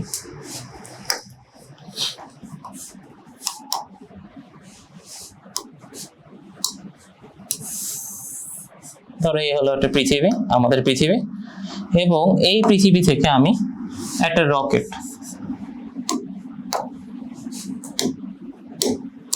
উন্মোচন করলাম, বাংলাদেশের প্রথম রকেট উন্মোচন করলাম।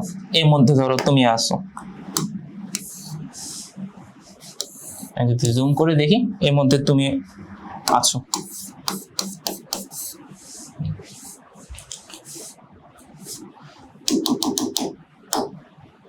এবার এই রকেটটা আমি উন্মোচন করলাম, রকেটটা তোমার উঠলো। রকেটটা যখন পৃথিবী থেকে উন্মোচিত হয়, যখন উঠে, তখন কিন্তু তোমার সরাসরি এভাবে ফুটো হয়ে চলে যায় না, তোমার সার্কুলেট করতে থাকে, ঘুরতে থাকে অনেকক্ষণ। কিভাবে ঘোরে সেটা আমি একটু দেখাই। এই যে তোমার এভাবে ঘুরতে থাকে।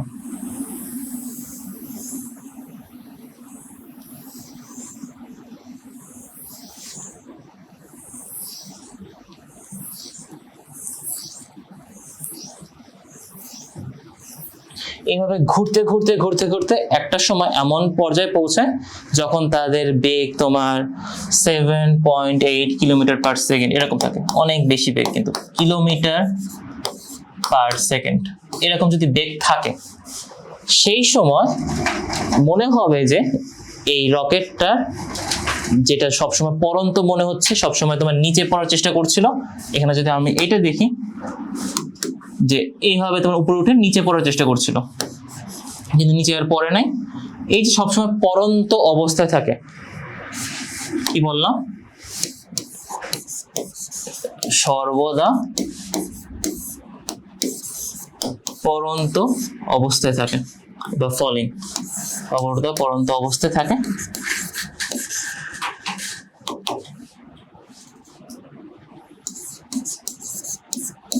এই জন্য তোমার এক সময় এরকম অনেক বেশি বেগ হয়ে গেলে 7.8 কিলোমিটার বেগ হয়ে গেলে, বেগ তো আস্তে আস্তে বাড়ে, এরকম বেগ হয়ে গেলে তখন স্পেসশিপের যেই বেগ থাকে এবং এর মধ্যে যেই ত্বরণটা থাকে এবং বাহিরে যে ত্বরণটা থাকে, যেহেতু মুক্তভাবে পড়ন্ত হচ্ছে, স্পেসশিপেও আমি যদি স্পেসশিপ আঁকাই, ধরো এরকম একটা আমি বক্স দিলাম, এই হলো আমার স্পেসশিপ। এর মধ্যে আমার যেই ত্বরণ যেটা জি, এর বাহিরেও স্পেসশিপের নিজেরও তোমার ত্বরণটা জি, বাহিরে ত্বরণ ভিতরে ত্বরণ তোমার প্রায় একই হয়ে যায়। এই জন্য তোমার দেখা যায় যে ভিতরে যে মহাকাশচারীরা থাকেন, অ্যাস্ট্রোনটরা থাকেন, তাদের কাছে ওজন মনে হয় না, তোমার জি মাইনাস জি ইকুয়ালস টু 0 হয়ে যায়। এখানে আর একটা ওজনহীনতা আমরা দেখতে পারি, ওয়েটলেসনেস দেখতে পারি। এই জন্য আমরা দেখতে পারি যে মহাকাশচারীরা তোমার হলো ভাসতেছে, নিচে পানি ফেলালে সে পানিটা নিচে থাকে না, ভাসতে থাকে, অনেক কিছু আমরা অনেক ধরনের এরকম ভিডিও দেখে থাকি। এটা করার উদ্দেশ্য কি? এটা করার উদ্দেশ্য হলো নাম্বার 1, তোমার এইভাবে এই পদ্ধতিতে তোমার সর্বদা যে একটা শিপ ঘুরতে থাকলো, এইভাবে তোমার কৃত্রিম উপগ্রহ তৈরি করা হয়, কৃত্রিম উপগ্রহ তৈরি করা হচ্ছে, স্যাটেলাইট বলে আমরা চিনি, স্যাটেলাইটও তৈরি করা হচ্ছে। স্যাটেলাইট যেই কৃত্রিম উপগ্রহ স্যাটেলাইট, এগুলো তোমার সব সময় পৃথিবীকে প্রদক্ষিণ করছে করছে করছে, এটা তোমার হঠাৎ করে কোথাও পতিত হচ্ছে না, এটা হলো একটা সুবিধা। আর যদি আমার রকেটটা পৃথিবী ছেড়ে বাইরে যেতে চায়, তখন এটাকে আরো ঘুরতে হবে, এই যে ঘুরতে থাকলো, ঘুরতে ঘুরতে ঘুরতে ঘুরতে একটা সময় বেগ বৃদ্ধি করতে করতে এইভাবে বের হয়ে যাবে। কিভাবে দেখালাম, এই যে এইভাবে ঘুরতে ঘুরতে ঘুরতে ঘুরতে একটা সময় পৃথিবী থেকে বের হয়ে যাবে। যখন বের হবে তখন এটার ভেলোসিটি হবে প্রায় 11 কিলোমিটার পার সেকেন্ড। এইভাবে সে পৃথিবীর যে আকর্ষণ, সে আকর্ষণ থেকে মুক্ত পাবে, জি থেকে মুক্ত পেয়ে একদম মহাকাশে চলে যাবে। তাহলে এই যে রকেট দেখার স্বপ্ন দেখলে, রকেট চলার স্বপ্ন দেখলে, এই যে স্বপ্ন দেখার আগে তোমাকে কিছু হোমওয়ার্ক দিয়ে রাখি, এই ম্যাথগুলো করে রাখবা।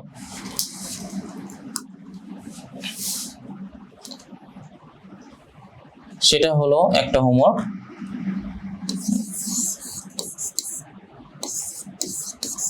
আসিফ সাহেবের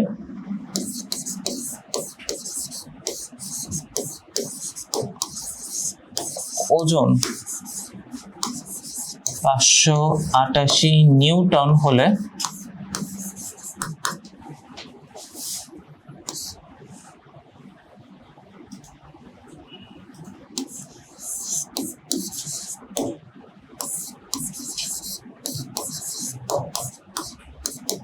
তার ছেঁড়া, নাম্বার 1, তার ছেঁড়া লিফটে উনি কত ওজন অনুভব করবেন?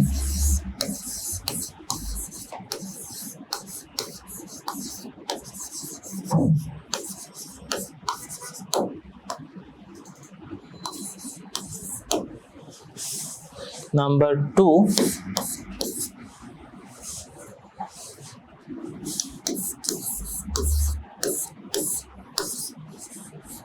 রোলার কোস্টার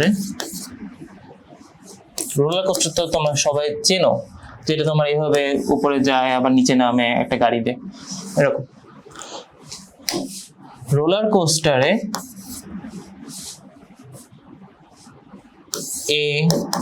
যেটা হলো ত্বরণ, তোমার যদি থাকে 5.8 মিটার পার সেকেন্ড ইনভার্স 2 থাকলে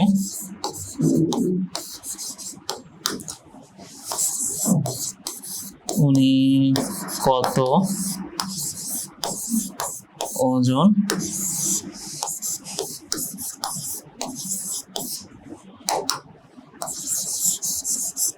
অনুভব করবেন? এবার আরেকটা প্রশ্ন, আমি ধরো আসিফ ভাইকে স্পেস স্যুট পরে তাকে আমি মহাকাশ চাইতে পাঠালাম, তাকে আমি ধরো পাঠালাম মঙ্গল গ্রহে। মঙ্গলে ওনার ভর কত হবে?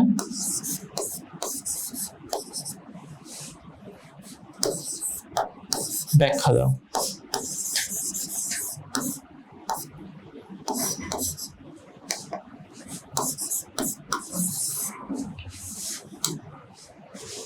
তাহলে প্রশ্ন 3টা আবার একটু দেখো। ওজন এত, আর 3টা প্রশ্ন। তোমাদের এটা হোমওয়ার্ক থাকবে, তোমরা বাসায় এটা সলভ করবা এবং সলভ করার পর অবশ্যই জানাবা। আজকে আমরা এই পর্যন্ত রেখেই বিদায় নিচ্ছি। জীবনের মাত্র শুরু হলো, আমরা এই নিউটনিয়ান জগতে আরো অনেক দিন ঘুরতে থাকবো ইনশাআল্লাহ। থ্যাংক ইউ এবং আমার জন্য দোয়া রেখো। আসসালামু আলাইকুম।